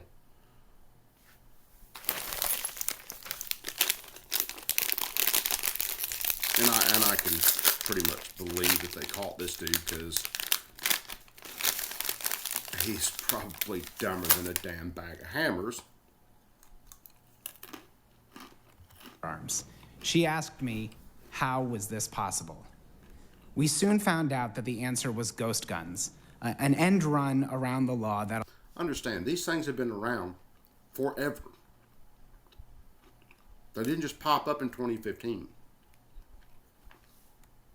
Allowed this convicted weapons offender and his co-conspirators to order parts online and quickly build a dozen untraceable tactical assault weapons and sell them to a person he thought... Tactical assault weapons. The term assault weapon is made up. Absolutely. All the way. If I assault you with this is a weapon used in an assault. This is an assault weapon. What you got, cuz? Got a bandito of the cookie cutters. Got a bandito of the cookie cutters? Mm-hmm. Which ones you looking for? Down here? I don't know. She said she got a box Oh, of give me cookie a sec. cutters. Maybe those. Wow, everything sounds like it's crashing in the background. So, yeah, that could be an assault weapon. I could assault you with this first aid kit. That could be an assault weapon. Listen to the words they use. ...was a gun trafficker. Thankfully, that person was an undercover officer whose work led to 3 arrests and subsequent convictions in the crime. We think the first state prosecution of ghost guns trafficking in the country. Now, it's been less than 6 years since that prosecution, but in that short time, we've learned a lot about the rise of untraceable ghost guns and how they have become the fastest growing threat to gun safety in the country. Do you really think people First, are just we've going learned around that the building market these for guns ghost and crimes, guns or are they exploded removing serial because numbers? ATF changed its approach to unfinished frames and receivers, the core And he's building lying blocks to of you ghost here guns. again. And this is important. Back in the 1970s and 80s, ATF correctly determined that unfinished frames and receivers were firearms subject to the... So, that right there, he's saying the ATF found that precursor parts were in fact firearms, which is legally a crock of shit. Something is either a firearm or it is not a firearm. Legally, by legal definition, if you follow laws, which these people don't give a damn about laws. 1968 Act, so long as they could be, quote, converted to functional condition within a few hours using common hand tools or simple grinding, cutting, drilling. You realize how many things that could be made into a firearm in a couple hours with very simple grinding or cutting operations? I might as well go stick a serial number on everything in damn Home Depot. Drilling or welding operations. But in the mid-2000s and without explanation, ATF changed course and the market for ghost guns grew, as did the technology for these firearms advanced. There are now at least 100 online sellers offering unfinished frames or receivers for ghost guns, and these parts are routinely sold at gun shows. They're so popular. Second, we've learned that the Might have to kick criminals some and shit out gun of everybody. traffickers are taking advantage of this growing ghost guns marketplace. Ghost guns are now turning up at crime scenes from coast to coast, and the numbers are shocking. ATF recently reported that over a I'm in the 4-year room with all period, kinds of nearly spare shit, 24,000 homemade firearms were recovered in crimes. And many cities are seeing ghost gun recoveries doubling year over year, as you've already heard this morning. Are they recovering The simple ghost guns, fact or is are that they the word is recovering out guns that have fire, among criminals that ghost guns are an easy way around our gun laws, They and in will particular, a way around background checks. Admit that point. Finally, we've learned that ghost guns are rapidly becoming the weapon of choice for armed extremists. The House Here we Committee go on with Homeland white supremacy. Security has concluded that ghost guns are a threat to our national security, Anti-government white and we have supremacy. found numerous examples of white supremacist and anti-government There it is. extremist groups building ghost guns and using them with deadly intention and It's effect. funny they don't mention any of these groups other than white groups. I wonder why that is. Kind of like they all have the same narrative they have to push. I wonder. Could they be sensationalizing things to try to push gun control? especially after January 6th, where no firearms were recovered on the Capitol. In fact, the only person who was shot was Ashley Babbitt, an unarmed woman. Fact. Among the examples, in California, a man associated with the right-wing anti-government Boogaloo movement viewed a Black Lives Matter protest as an opportunity to accelerate civil war, a civil war he believed was inevitable. Using a ghost gun, he attacked a federal courthouse during a racial justice protest in Oakland, killing one federal officer and later... Think he's lying about this? About the person's motivations and why they did it? Later killing a Santa Cruz sheriff's deputy before being apprehended. In Delaware, members of the white supremacist terror group known as The Base plan to ignite a race war using ghost guns and other weapons. Their target, a Virginia gun... Now, this was the VCLD lobby day. The feds knew where these guys were, and they were nowhere near that lobby day. In fact, I think they were states away because they were under surveillance. A couple 100,000 people showed up, armed to the teeth. No violence. They left the place cleaner than it was when they got there, the Capitol. And then they still turned around and banned carrying firearms at protest or political events. There were black people there, there were white people there, there were Asian people there. I watched live streams of it. This guy is lying to you. Rights rally. Luckily, the FBI intercepted the group just days before that event. Authorities discovered a treasure trove. They didn't intercept anybody. They had the guys under surveillance. They were nowhere near the rally. They didn't intercept nothing. Of homemade firearms and a lengthy internet search history about how to make ghost guns. In fact, this guy would hate our to see my online search investigation history. has shown that extremists discuss the benefit of ghost guns and share advice on how to make them. For example, on 4chan, an online platform popular with AK white supremacists, commenters have shared tips for building ghost guns amid a steady stream of racist, anti-Semitic, and homophobic slurs. So amid such a clear and expanding threat, we need action. We applaud the Department of Justice and the Biden administration for proposing concrete solutions to address this issue. We also hope that Congress will advance legislation to tackle the threat posed by all types of ghost guns, including the files that facilitate creation of downloadable guns and plastic firearms. Again, thank you for the opportunity to testify before the subcommittee. I look forward to your questions. Thank you very, very much, Mr. Splina. We'll have rounds of 5-minute questioning. We have a vote at 11:30, but I think we can go for a while. Let me ask you, Attorney General Shapiro, you just heard Mr. Vasquez say that you ought to be focusing on gun trafficking. Mm-hmm. Do ghost guns impede your ability to go after gun traffickers? Not at all, Mr. Chairman. We can walk and chew gum at the same time. He said, do ghost guns impede your ability to, stop crimes and stuff? He says, not at all. Then why the fuck are we looking for another law? Is it just me, or does that fuckhead have a lazy eye? Sorry, I'm not being real polite here and don't plan on it. But yeah, he killed the whole hearing right there. I'd have stopped it right there and been like, deuces, dude, I'm out. Why are we having a hearing? He just said it's not an issue. In Pennsylvania, and we do just that. We have special units in my office dedicated to gun trafficking. I formed a special alliance, for example, with New Jersey Attorney General Gurbir Grewal, and we launched an initiative to focus on gun trafficking between predominantly Camden and Philadelphia, where we recently had an Operation Zombie, which netted us more than 26 guns and shut down a gun trafficking ring there as well. We can do both. We're also finding the gun traffickers are trafficking in these ghost guns. And remember, typically, if you're a criminal and you are in need of getting a gun, you either need to rely on a gun trafficker. If you're a criminal and you're in need of getting a gun, you're going to break the law no matter what way that law is structured.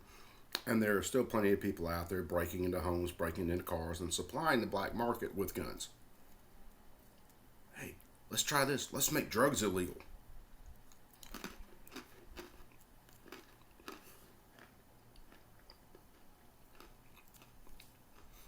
You know, the only thing in the 92 crime, but whatever it was, in the 90s when they actually got tough on some crimes, I don't agree with all of it, but they did get part of this right.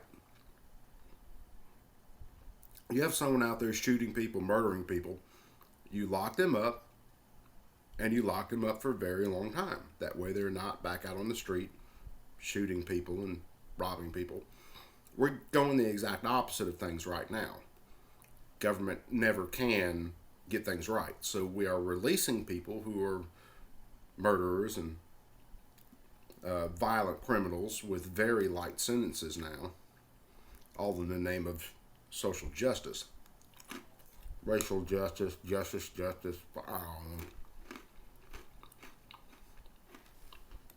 don't know. Network, or rely on a straw purchaser to go in for you. Utilizing the straw purchasing thing is a bunch of horse shit. When we go over the Supreme Court arguments over the Bermansky case,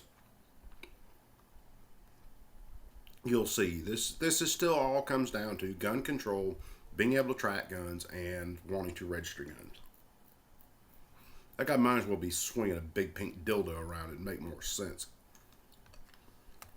these ghost guns, which do not require a background check, you take the straw and the gun trafficker out of that equation, and the criminal can now buy the gun directly. It's almost like criminals don't care about laws. It's almost like they're always going to get guns.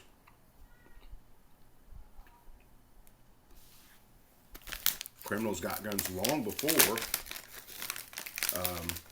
home-built kits such as these were very popular. They're going to get those guns even if you took all these kits away. So how about we focused on the actual criminal act, put criminals in prison, and leave everybody else the fuck alone? So we can do all of the above, but we can't ignore ghost guns, which are a massive threat in our communities today. No, they're not. You showed us the jig, which is, in a sense, the this dumb motherfucker container. Right, the container. That is used to make the frame. That's not used to make the frame, by you drilling dumbass. holes that are pre-marked. Would you say there is any particular artistry or craftsmanship involved This is in where he's just making one of these condescending frames using a pre-made kit of this He kind? can't even explain the No process artistry, right. no craftsmanship, and Senator, very Much little skill less. is required. Let me tell you how it really works. And yeah, he gets back into this whole go to a gun show, this table, this table, this table. But they act like it's just all this magical shit, and suddenly, poof, you have this gun.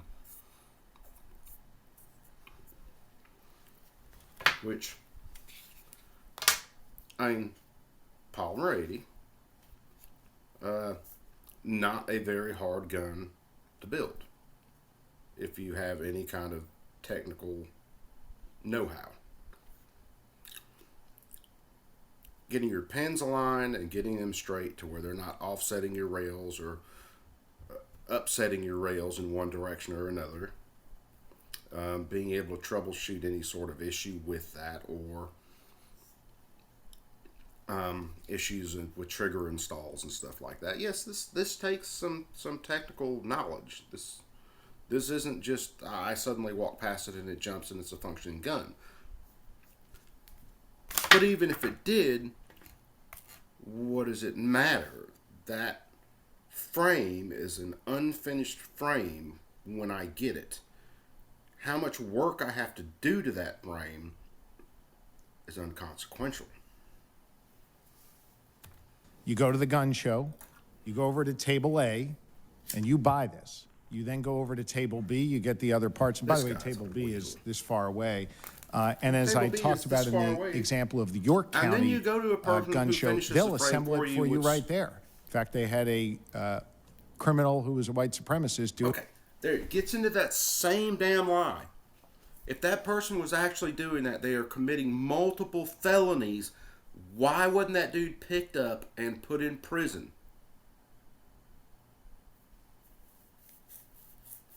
I'm telling you, this dude's lying to you.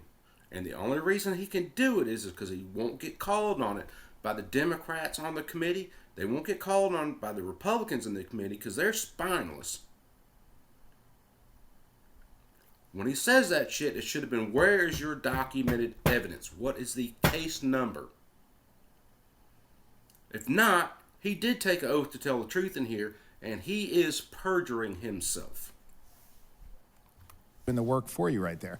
So either they can do it for you there, or you could take it home, as was the example I used from Philadelphia, where they were buying them by the duffel bag load and assembling them there and then selling them for more than a 100% profit on the streets. I would like to be I could have selling one for of these more than put together 100% within profit. 20 minutes, and Senator, is my... See, yet another lie. I could have one of these together in 20 minutes. That guy can't even put the box for the jig back together. When he goes through it, he can't even point to the right things that you have to take out of the gun, that you have to remove, or the holes that you actually have to drill in it. I will guarantee my right nut that if I gave this guy all the equipment and showed him the videos, or hell, just like I did, bought the kit, found the information, put the gun together, I guarantee you he couldn't do that without some serious help. He would be the one that would have to have someone else manufacture his gun for him. Wife and kids will tell you I'm not particularly handy. So if I can do it in 20, I'm sure his someone who's wife handy says can he do ain't it in even particularly less. handy. Mr. Spallina, you made reference to the prevalence of white supremacists And see, they got to drive the extremists racial making issue. use of these ghost guns, They have to. particularly.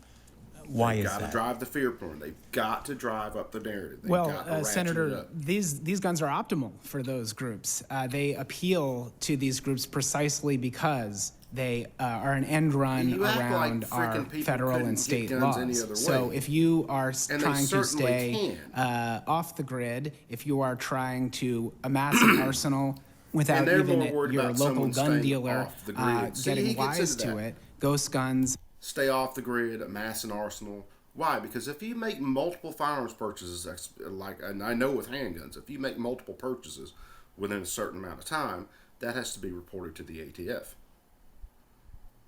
And I do know people that have the ATF show up on their door. Hey, why were you buying these things? The answer should be, it's none of your damn business. This is a legal product. I purchase it in a legal manner. I could purchase 40 of these if I had the money to do so, and it would still be none of your goddamn business. If I wanted to use them for door stops in my house or just use them for door knobs, that's my business, not the federal government's business. Are a perfect way of doing that. And then when you use those firearms in crimes or terrorist acts, they're untraceable, back to you or your group. And when is the last I think time you we had testified a also big about terrorist 3D printed uprising? guns. This is a new technology spreading, more prevalent, and we Yes, should make it is. clear It's a newer that technology spreading more prevalent. the And it proponents should. of these guns make the contention that they are harmless, they're hobbyists. They are harmless. But in fact, they are hobbyists. This kind of exception can swallow the rules. Just the because rules someone misuses a involving product background doesn't checks make the and all legal the other users of that gun product safety guilty of something. protections that we have. What is this 3D technology? There are plenty of cars that are used 3D to tech, drive and to first and let me from just say, drive-bys, Senator, bank that the robberies, term you name ghost it. gun, which We would don't apply blame to all 3D printed cars, we guns blame or the person these actually unfinished driving the frames and vehicle, receivers, right? not a term that I made up. It's How a, does this you can not go to apply to ghostguns.com or buy the Ghost Gunner. These are marketed this way precisely to. The whole ghost gun thing got started by the left, and then people that were in the industry just went ahead and kidnapped the term to make fun of you dumb sons of bitches. What don't you guys get about this? People who are trying to avoid regulation. But 3D printed guns, just like other forms of ghost guns, take all the artistry, all of the skills out of it. With 3D guns, if you... So obviously this guy has never worked in a CAD program. Can you get CAD files and print the frame or receiver? Yes, that's easy. It's not bad. But still, when you print the thing, you have to make it into an operational firearm. There's artistry in that. The people who are designing the 3D files, there is seriously artistry to that. CAD is not easy to learn. It is not easy to master. It terrifies the government, and it terrifies statists that there are going to be guns out there they don't know about. Because they have to know about them to ultimately confiscate them. And don't give me that bullshit, well, they don't want to do that. Multiple of them have said that's exactly what they want. And they have said that when they thought they were on friendly terms with the people they were talking to. But much like Dianne Feinstein, who said it on a national news program, is it Mr. or if she knew she could have got the votes, it would have been Mr. and Mrs. American, turn in your guns.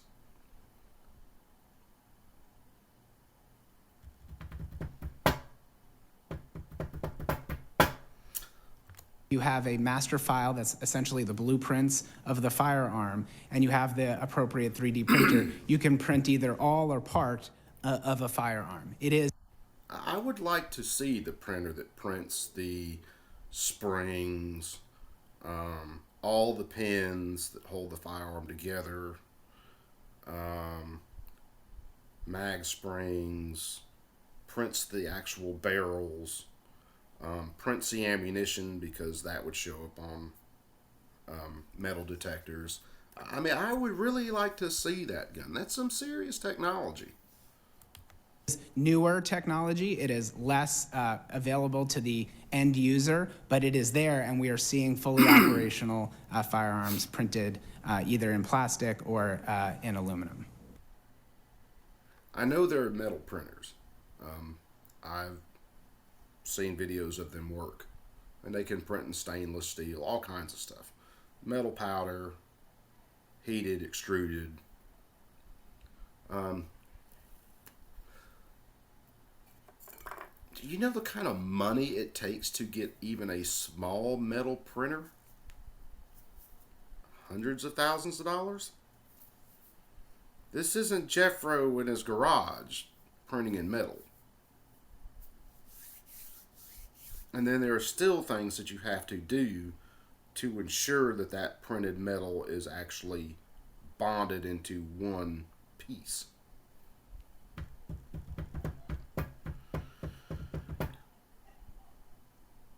You could literally, with a small milling machine and a couple of hand tools, build a 1911 from scratch out of a block of steel.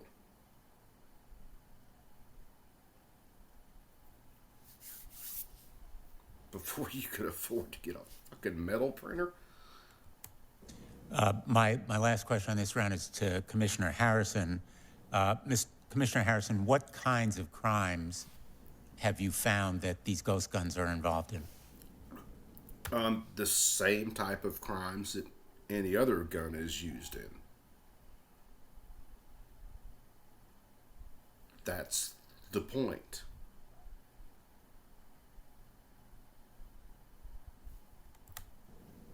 Thank you. We're finding them. First of all, there are a large number of people who are illegally carrying them on the street, transporting them in. Okay. So you're telling me they're already illegally carrying the guns. Do you think they care about another gun law? The answer to that would be no, they are criminals because they break laws, because they don't care about laws. So let's make laws that target them and leave the rights of other individuals alone. That would be the just way to make a law. Vehicles, but we are seeing a percentage of homicides. See, this guy thinks just the act of carrying a gun, being committed regardless with of the crime. 80s. And so, for example, in 2020, 15 ghost guns were directly linked to a homicide or shooting, while in 2021, 15 were linked through ballistics to another gun crime, and 17 have been linked to violence. This year, we're seeing an exponential increase in the amount of ghost guns we are recovering. 83 so far. The majority of them are being transported around the city in vehicles, and they're being used to commit shootings and homicides. And we're seeing a large number of people under the age of 21 and a large number of people who are prohibited.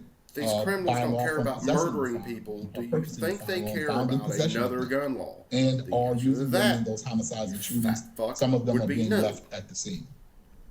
Thank you, Commissioner. Senator Lee. Thank you, Mr. Chairman.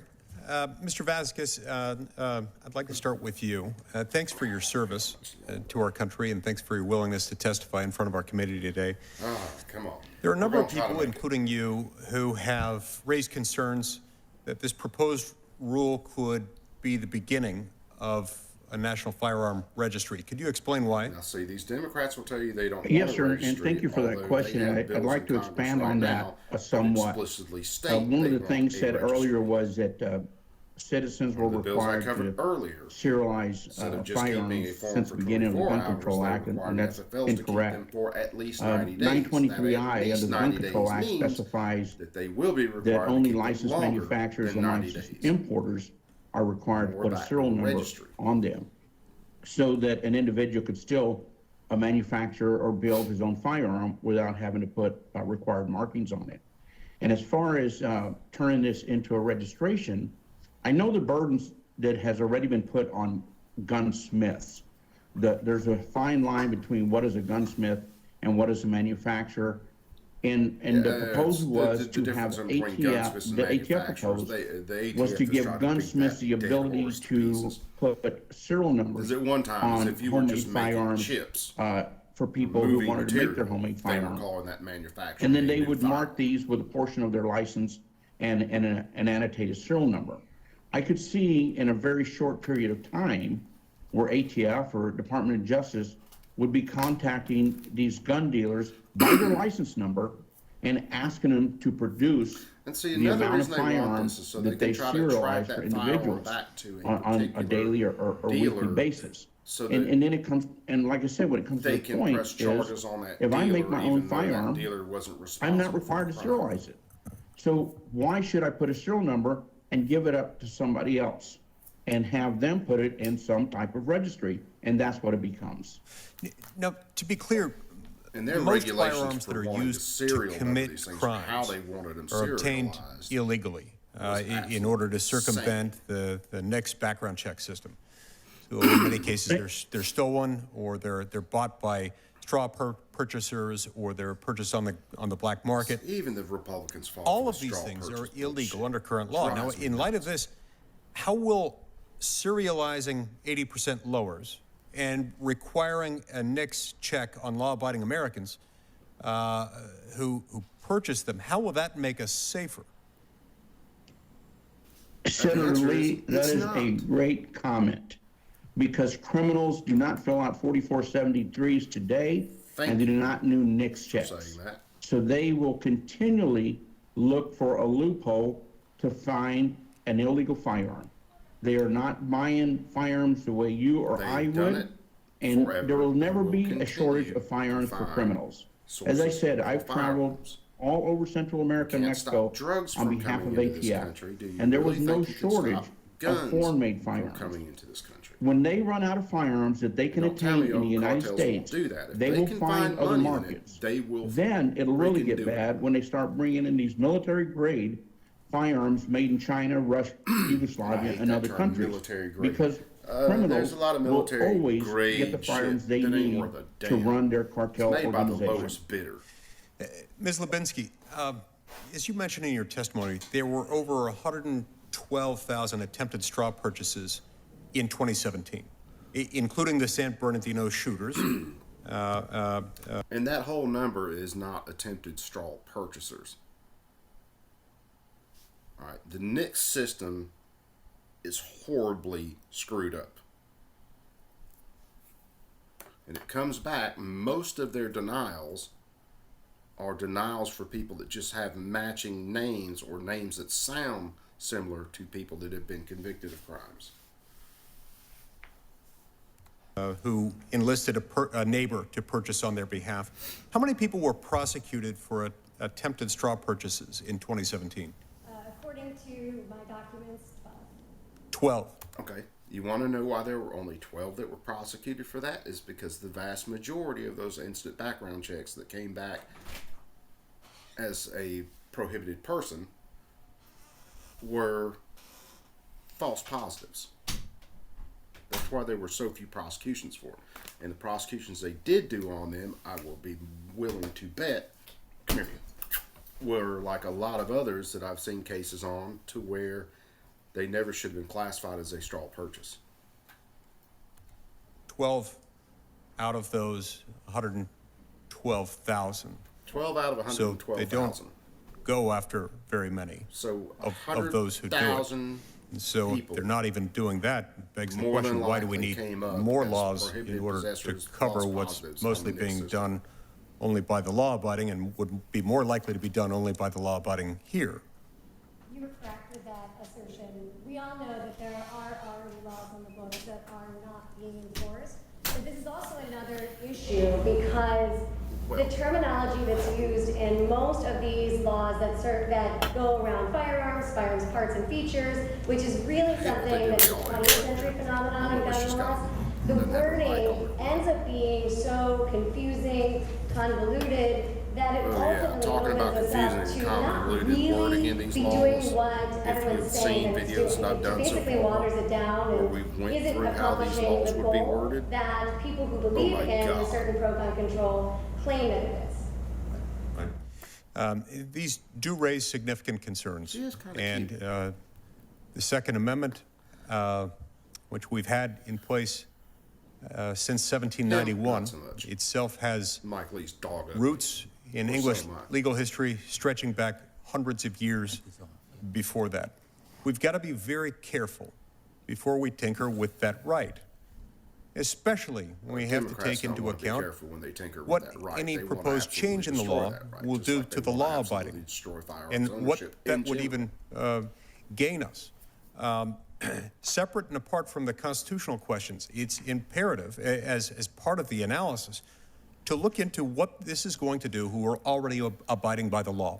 And what, if anything, will a change to the law do to deter actual violent criminal behavior? I see my time's expired. Thank you, Mr. Chairman. Thanks, Senator Lee. Senator Feinstein. Those who are trying to stay. Well, Mr. Chairman, I think the reason that we're here, if we go back to 2018, the International Association of Chiefs of Police and the major city chiefs named ghost guns, quote, a public security threat, and called on lawmakers to take action. Now, the interesting thing is, since that time, the problem has gotten worse. A special agent from ATF's Los Angeles Field Division reported that 41% of their cases last year involved a ghost gun. 41% of their cases. So, Commissioner Harrison, let me ask you, do you believe that the rise in ghost guns puts law enforcement at a greater risk? Thank you, ma'am. I absolutely believe that it puts us at a greater risk. As we've seen an exponential increase when you look at 2019, we only recovered 29. In 2020, we've recovered 126. His history in New Orleans, his history in Baltimore, 83, and we have percentages of those guns used in violent crimes like murders and non-fatal shootings because they can't be traced. And so many young people are buying them either on their own or through some other person buying them on their behalf for the sole purpose of illegally carrying them and using them in violent crime. He thinks just carrying a gun we know for a fact that that's happening on the streets of America. And it puts us at greater risk because we lose the ability to track down who uses the gun, where they got it from, or all the way back to its origin. You're not solving crimes by tracking guns 99% of the time. Hold people accountable, not just the person pulling the trigger, but the person who solve a gun crime is because you caught the criminal in possession of the firearm after the act. Is guilty and it makes us exponentially more in danger. Thank you.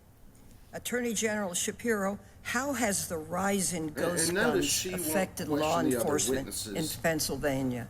To try and argue. Well, Senator, as I mentioned in my comments earlier, we've seen a dramatic increase just over the last few years in the presence of ghost guns all across Pennsylvania. In the last year, we've seen a 437% increase in the number of ghost guns that we've recovered. And those are just what law enforcement has recovered. Senator Lee, in his questioning, talked about that balance between protecting liberty, I'm paraphrasing, sir, protecting liberty and protecting public safety and keeping these out of the hands of criminals. It is clear to me that this is a glaring loophole that criminals are taking advantage of by being able to ignore the straw purchaser, not have to engage with the gun traffickers, simply walk into a gun show, where at one table they would fail a background check if they bought the fully assembled firearm, but instead they walk over to the next table, buy one of these, no background check, and they're on their way. Or they buy it from someone who purchased it at the gun show. This is the weapon of choice for criminals. This is what we're up against in the real world. This is what's killing people. And all I'm simply here saying is, let's require people to have a background check. Let's make sure that criminals can't just simply walk into a gun show or go online and buy one of these when they otherwise would not be able to buy a gun. That's what we're up against. This is a real threat. This is a serious issue, and it is taking lives in our communities. Thank you. You've made the case cogently. It's appreciated. Thank you. Thank you, Senator. Chairman. Thanks, Senator Feinstein. I understand that Senator Whitehouse please tell me is on remotely. Please. This guy is an absolute Thank you, Senator Whitehouse. And I'm, that's... there we go. Delighted to join you all. Thank you so much. He's got his head so far up his own ass, his head's basically turned in Cranston, Rhode Island, the police chief is a wonderful guy named Michael Winquist. And Michael tells me that untraceable firearms, referred to as ghost guns, have become the weapon of choice for individuals involved in drug dealing and other criminal activity. Commissioner Harrison, is that what you are seeing in Baltimore and hearing from others in law enforcement? The weapon that they can get. Yes, sir, it is. Not just at the time used by drug traffickers and people on the street selling drugs, but and honestly, if these guys are trafficking drugs, you think they're toting around a fucking Polymer 80 when they're dealing with cartels? Them in vehicles, and we are seeing them being used in non-fatal shootings and homicides. Perpetrators are sometimes leaving them at the scene. Sometimes some of our victims 12 possession of some of them, but we are seeing an exponential increase year to year, starting in 2019 through 2020 now in 2021. This stuff is because you guys keep letting these guys choosing back out the polymer handguns or the privately owned made or ghost guns as the weapon of choice. More and more of these are being seen and confiscated. While we're still confiscating regular and traditional firearms, this number is exponentially increasing really fast. And again, in Rhode Island, we had a ghost gun trafficker who pled guilty after selling to an ATF agent an M16 machine gun receiver that he built for $2,800 was the fee. Okay. This was an M16 machine gun receiver, which is basically an AR lower with the third hole in the auto sear. He is committing crime by manufacturing a machine gun and then trying to sell said newly manufactured machine gun, because you can sell a machine gun to somebody as long as it was manufactured before '86. It is a transferable machine gun. I covered it in a video earlier. Last I could look, there were 554,000 transferable machine guns in the United States right now. Where I could literally sell that machine gun to somebody. They just have to pay their dues to the government and get their rectal exam, and then they can own that machine gun legally. and he had promised to build more guns and to do more business. To what extent, I guess, Mr. Saplina, do you see this as a business model for people to create firearms outside of traceability and provide firearms to a criminal business network? Registration. Thank you, Senator, for that question. Yeah, this is a business opportunity. You heard earlier from the Attorney General about the markup involved in these firearms, and that's because they are particularly appealing on the street.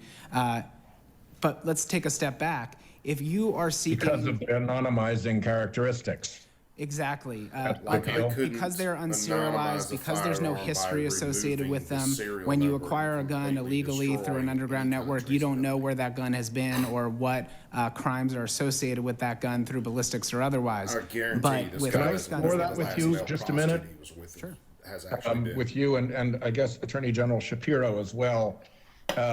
I served in law enforcement as our state's Attorney General. We had full criminal jurisdiction in Rhode Island, like Delaware and Alaska. I was the U.S. Attorney. I've done some work in this. This complete political hack who does not believe in firearms ownership whatsoever. I wonder how many people he prosecuted for shit that never should have been prosecuted. Face. And one of the things that was very helpful in investigating gun crimes is the traceability of the weapon, either a gun that's left behind or discarded unsuccessfully at a crime. And again, he is lying to you. Again, very few gun crimes are actually solved by tracing serial numbers. You will either see that that gun was stolen, or that the person who committed the crime sold that gun to somebody else, who sold it to somebody else, who sold it to somebody else. Very few are tracked back to a gun store and then the purchaser and then back to the person that committed the crime. That very rarely ever happens. This isn't fucking CSI. I'm seeing that you can trace back to, in some cases, even the original dealer who sold it, which then gives you evidence to work forward and try to figure out who was at the crime scene, or ballistics, whether the projectile itself could actually, or the brass after. What do ballistics have to do with serial numbers? Nothing. It's not like there's a ballistics report recorded that shows the rifling left on a projectile that matches the serial number on the firearm, so that if you at least got a bullet, you could trace it back to that particular serial number. Again, that doesn't happen, kids. All he's doing is trying to pump up the fear porn. And people will believe this shit. But then again, very few people spend their time and watch this crap or listen to it like I do. It had been discharged by the firearm, leaves marks that can be traced and cross-referenced. To me, that's a very important part of criminal investigation where shootings and murders have taken place. And to me, the families of people who've been killed are really owed that law enforcement use all these tools at its disposal to understand as clearly as possible who's behind these types of shooting crimes. How do ghost guns figure into that regime of evidence collection, analysis, review, and traceability that helps get to the bottom of fatal crimes? You want to know what probably solves more gun-related crimes than any serial number ever could? It's the jackass loading his magazine, putting his fingerprint on every damn cartridge or case that he's touching. Or leaving his fingerprints on the gun itself.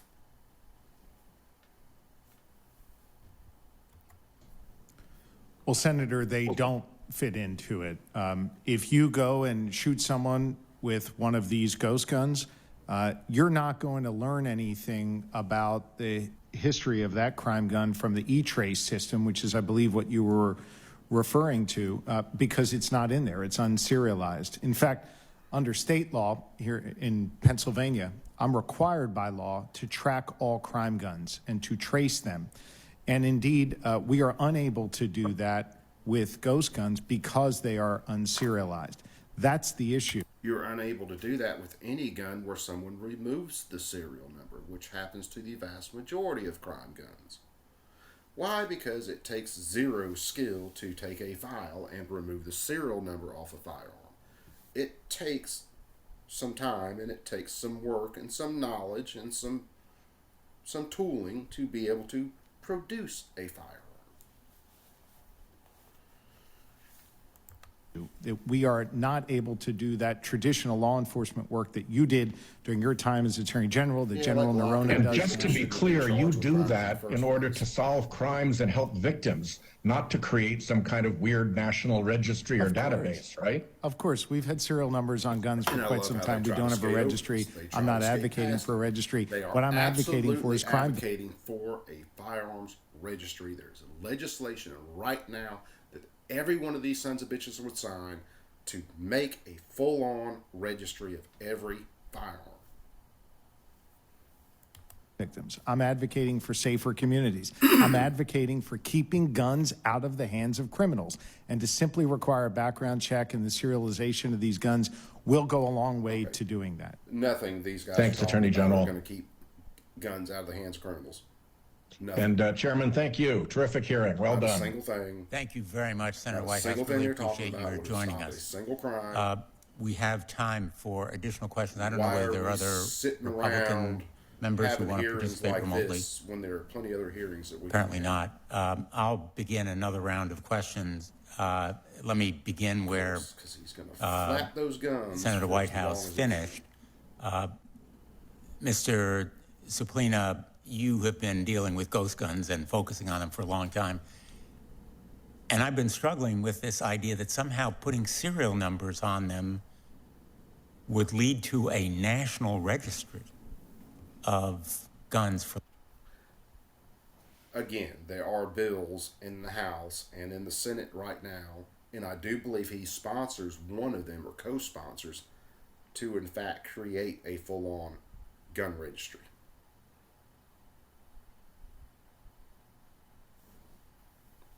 He should be under oath. He should be charged with perjury. Law-abiding citizens. Is there anything different about putting serial numbers on these guns that are homemade and sold by manufacturers or sold in gun shows that's any different from the system we have now for lawfully sold firearms? You should have no control over. No, Senator. And the regulations that have been proposed are just treating these ghost guns the same way we treat all other firearms. So this concocted fear of a national registry. I like how they try to do this. Seems like concocted fear of a national registry. Some kind Meanwhile, I of have a smokescreen right now to do a registry. That's correct. Nobody and look over here. Serialization's been People required on commercially sold firearms since at least 1968, and this would just apply that same rule to homemade firearms. And as Attorney General Shapiro and Mr. Harrison have testified very cogently, law enforcement needs those serial numbers. Law enforcement doesn't need anything. Guns are discovered at the crime scene, and then they need DAs in order and prosecutors who will put figure those out people who used in them. prison. And even if they are there. stolen or lost, the gun still can be traced to the previous owner, and that previous owner can be questioned. Again, that's correct. It's a very important piece of evidence in solving any gun crime. Attorney General Shapiro, I think just very recently, the manufacturer of the firearm does you very apprehended little to solve any gun crimes whatsoever. Suspects, I'll call them suspects, alleged criminals who were using ghost guns. Could you describe that incident? Senator, Mr. Chairman, there have been so many incidents of this. I'm not exactly sure which one you're referring to. We had one about a week and a half or so ago where we had very serious meth dealers in the Lehigh Valley who had $1 million worth of meth, which, for the record, is a lot of meth. They also had ghost guns on them and Nazi paraphernalia. These were serious. And again, with the white supremacy bullshit and the ghost guns. Criminals get guns, no matter what color they are, the guns and the criminal. Criminals with any sense would remove the serial number if a gun had one. And if you've got $1 million of meth sitting there, do you really think these cats don't have the money to go out and purchase black market weapons that are full auto or auto sears or any number of different things? Again, the legislation you're pushing right here ain't going to stop them one damn bit. $1 million of meth, they don't give a shit about the law. Criminals in our communities, and in order to foster their illegal drug trade, they were relying on ghost guns because it was the only guns they could get their hands on because of their criminal background. Hold on, wait a second. You're telling me guys sitting on $1 million worth of methamphetamine can't get guns other than a ghost gun? Again, I've said it 100 times probably already. These people are lying to you.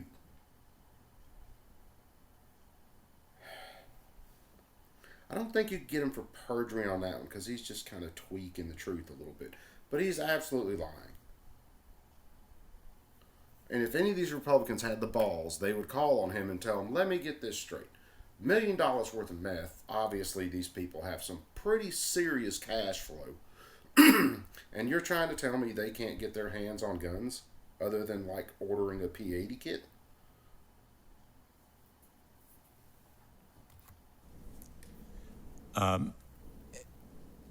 These ghost guns are not only these kinds of handguns, but often they are AK-47s. That's correct. Correct? That's correct, sir. In fact, I recently saw an ad online for one of them. The seller of an AK-47 build kit announced that it was, quote, one of the simplest processes to date, end quote. The seller helpful. You know he's lying his ass off if he's saying he saw an ad where someone said the AK was the easiest thing to make. First of all, the parts just the tooling to make an AK are more expensive than the parts kit itself. And riveting an AK together, making sure that everything's lined up, welding in rails, all that stuff, is a hell of a lot more complicated than milling out the trigger pocket on an AR lower receiver. This dude's so full of shit, it's not even funny. And that's coming from someone who has built multiple AKs, a couple different ARs. I understand what it takes to build these guns. This dude's a lying douchebag. He provides a video to help assemble it. Another seller boasts that with their AR-15 kit, quote, building time doesn't take too long. Within an hour or so, you should be breaking it in at the range, end quote. Have you seen? Yes, if you just mill out a trigger pocket, which generally doesn't take too long, no matter which kit you use, there are some that are easier than others, you could conceivably mill the lower in an hour. Now, mill the lower, install all your lower components, and then build out a complete upper in an hour, that's a little bit of a stretch if you do it right. Man, the lies these people tell is these insane. Kinds of ads and because no one will call sales. them on it. We've seen these ads, we've seen these sales, and we've And seen these guns the so-called Republicans on the street. up here are spineless. I would just and they know point out almost something as much that, about guns I as the think should Democrats hopefully be do, an obvious which fact, is but next to nothing. criminals oftentimes are weary of buying these online. I think, Mr. Chairman, you referred to an online advertisement that you saw. Why are they weary of doing that? Because it requires some sort of payment that you could then, in law enforcement, potentially trace back. More often than not, we're seeing the criminals at the gun shows, whether they're buying the AK style or they're buying this style, purchase these ghost guns with cash and then use them for criminal activity, oftentimes the same day. And the cash can't be traced either. That's correct. That gets into another Commissioner reason they want to Harrison, go into like a cashless society. How do the men and women in your police force feel about these ghost guns? Well, just like I feel about it, just like the chiefs across America, the men and women in rank and file of my department and many departments are concerned that because this is becoming the weapon of choice, it's going to make our job that much more difficult to hold people accountable. Just recently, the latter part of last year, our warrant apprehension task force executed a search and seizure warrant for a subject who had committed a non-fatal shooting. In there, we found a bunch of firearms, but 8 of them were ghost guns, or these privately made firearms.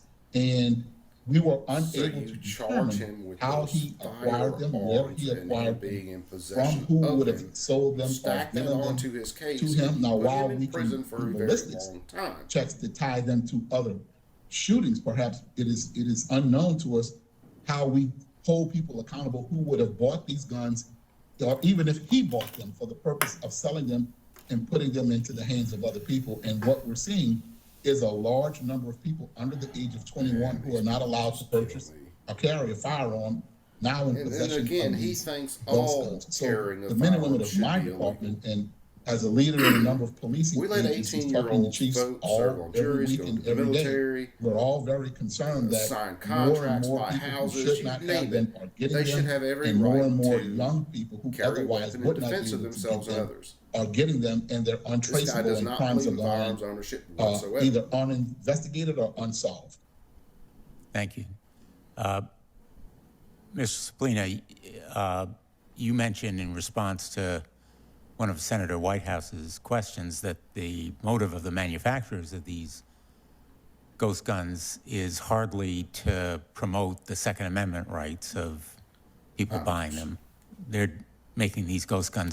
Now he's getting into these people who manufacture kits like P80 and others are simply doing this to profit off of criminal activity.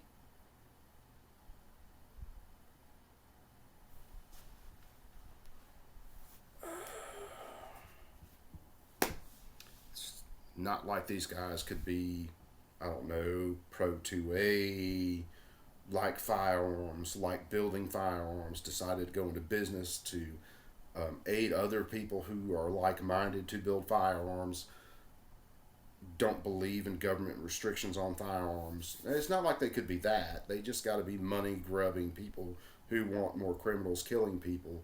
These people cannot be intellectually honest with their arguments. Because they're making money, correct?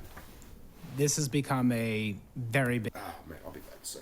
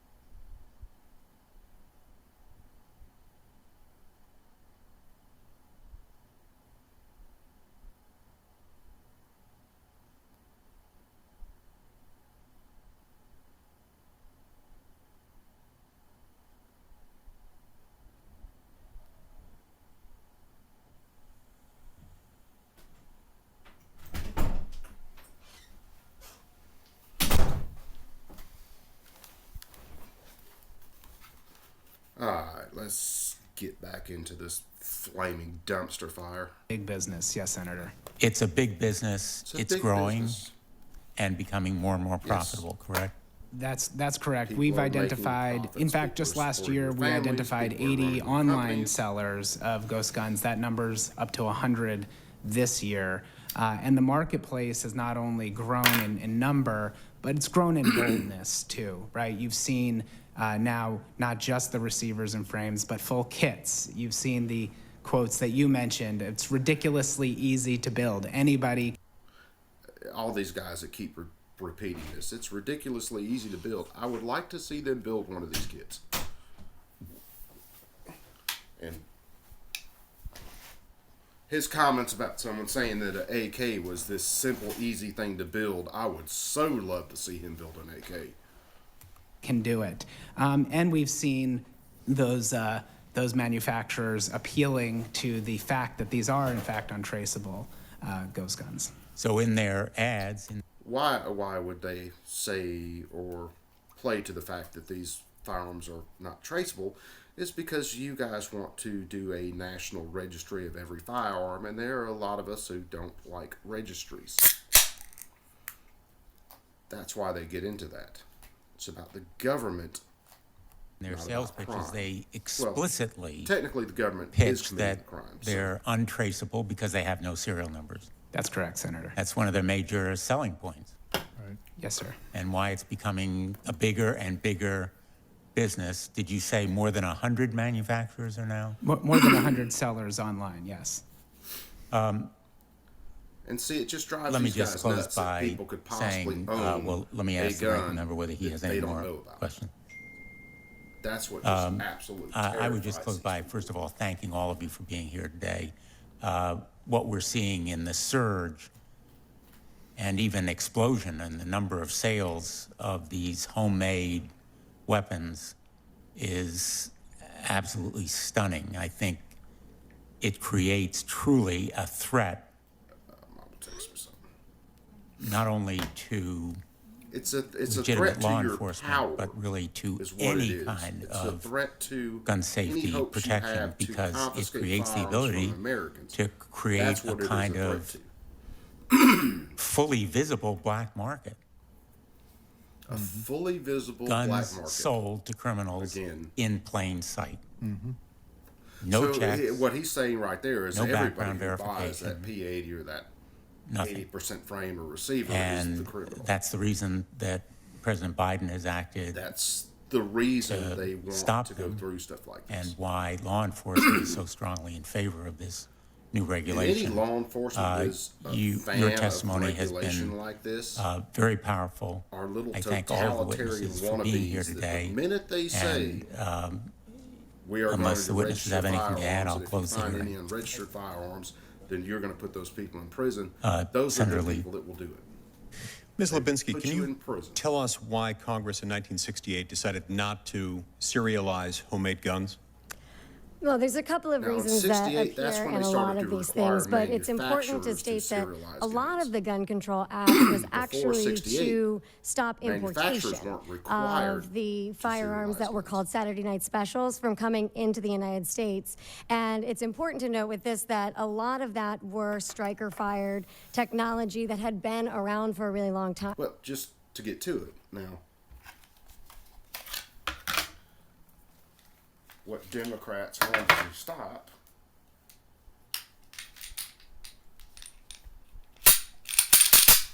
were inexpensive firearms. Because yes, they were being used in a lot of crimes. But what they did was they took the inexpensive firearms off the market, and there were a lot of people that couldn't afford that $400 or $500 handgun. So you left those people defenseless. That's all that did. It didn't stop the criminals, but it did hurt people who didn't have the extra fluid cash to go out and purchase the higher priced firearms. So serialization is not a be-all to end-all in terms of tracking a firearm. They were originally used as more of an assembly number on the firearm. Antiques that also include striker-fire guns, semi-automatics. These things all made before 1898, which was also added on during the Gun Control Act of 1968, can be fully functional firearms that are a lot of the terms that we talk about today as a concern for technology. These things as well are things that aren't necessarily traceable, because an antique, which again can be a semi-automatic, can be a striker fire, can have what's called a high-capacity magazine, these things are also not legally firearms. Now, there's been some talk about a national gun registry, and we've had some people say that they don't subjectively intend to create a national gun registry with this regulatory change or otherwise. We'll eventually get to them. But that's not really the concern, is it? Saying they don't want a gun registry are pushing bills relate to where it might naturally lead? A gun well, registry. there are, concerns with serial numbers and the kind of forms that you fill out with the background checks. But ultimately, the serial number question is, it's interesting because the ATF is talking about in their latest proposal where to put a serial number on some of these things. And it's unclear where they think that that is important. And so a lot of issues coming in with serial numbers on these 80% firearms, because 100% do have serial numbers and do undergo the background checks. A lot of this conversation is where you put it, where the most important thing is, and it makes it just incredibly confusing. And as the ATF is discussing, and if you read their definition, it doesn't really provide any clarity on where and why it's important. And additionally, the new definitions are so ambiguous that they could include a lot of different things, and they are putting the power into the direction of the ATF rather than Congress overall for how to determine whether or not you need to put a serial number on, and whether or not these things are considered quickly assembled, or if there's filing and other processes that are used and made to... Oh, God, I'd have to find it. ATF regulation, when it came to so-called ghost guns, got down into how much time it would take to actually take a framer receiver and finish it. And I think their definition was like 8 hours in a fully staffed machine shop would make something a firearm. 8 hours in a full machine shop, I can take a regular block of aluminum and make it into a framer receiver. So anything could be classified as a framer receiver according to the ATF. Fact, make a gun functional. Just because a firearm can be assembled does not mean it is functional. And if I may really quick touch on the conversation about ads and sales. And this is something that I don't typically, as a historian, use in order to understand reality. She breaks it off if a little bit Hiram Percy Maxim hadn't called his gun a silencer in his patent, in his marketing, we may not have as much regulation of silencers, similar to Europe, where in a lot of places you can buy them over the counter. But he used the term silencer because it was impactful to the marketing, even though it's not true. So a lot of things get marketed even though they are not true. Over the counter.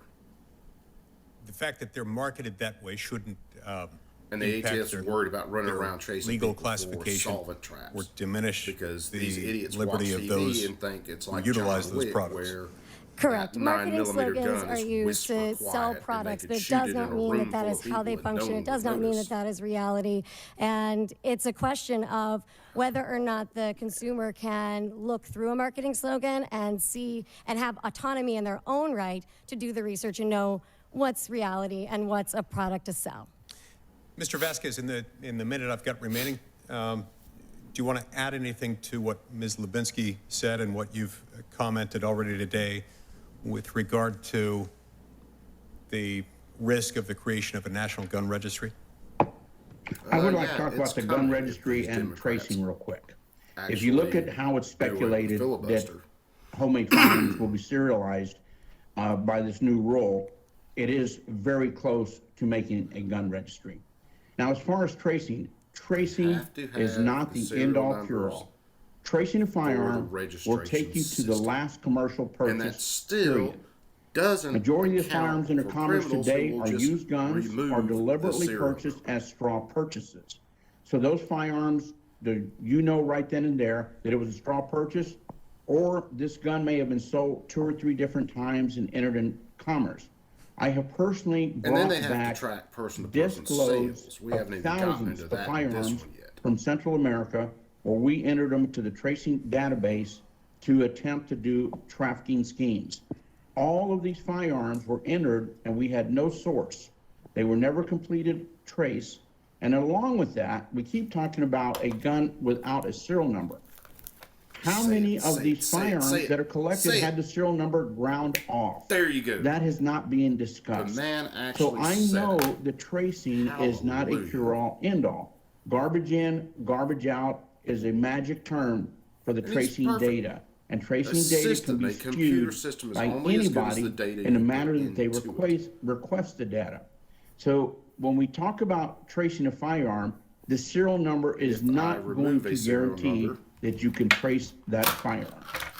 This Thank you is very a much. Thank you, Mr. serialized firearm. It would take me Ms. Levinsky, I'm going to give you an opportunity less than to 10 clarify minutes, maybe 5. As a I could probably historian. get it done in 2. a little bit of what you said. Remove the serial number off of this You're firearm. aware that the current background check system was adopted in the early 1990s, I think 1993, correct? Correct. Has it led to this massive national registration system? No, it was just Not another step currently. in the chain to get to the national registry. And I think Senator Lee asked you earlier about This guy's 112,000 such a lying NICS sack of denials, shit. correct? 120,000, and that was specifically referencing straw purchases, yeah. Are you sure whether they were straw purchases or simply NICS denials? I believe according to the government agency, which I can't remember the name of it right now, that it was straw purchases, but I'd have to check. Yeah, I think you should check because I think you're referring to the number of denials, not necessarily the number of straw purchases, but we can check. And finally, This is why I couldn't be Are a you a politician. and I supporter of the couldn't background check testify system? in front of these idiots.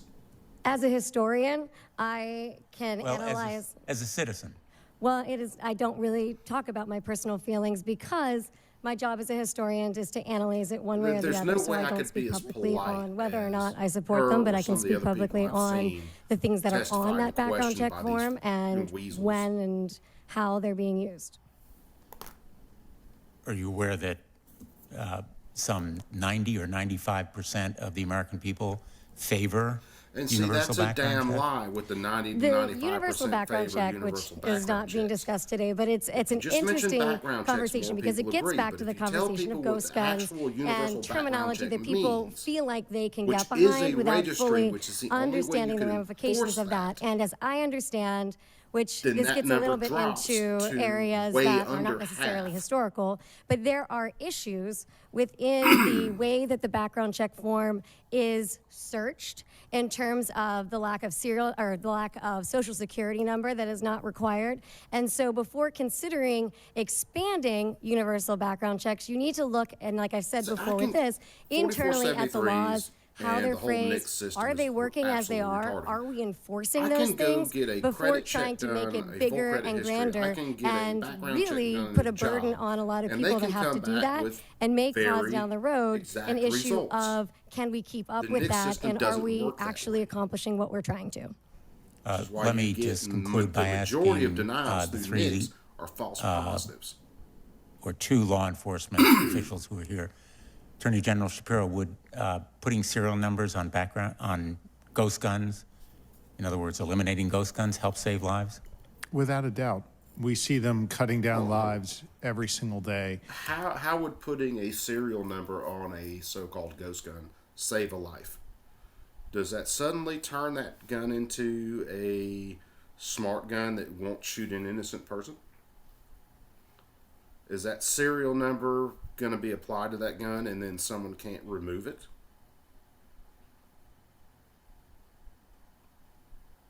If you believe for a second that they don't want the registry and then they ultimately don't want the confiscation, you're an idiot. We're here asking the United States Senate for action.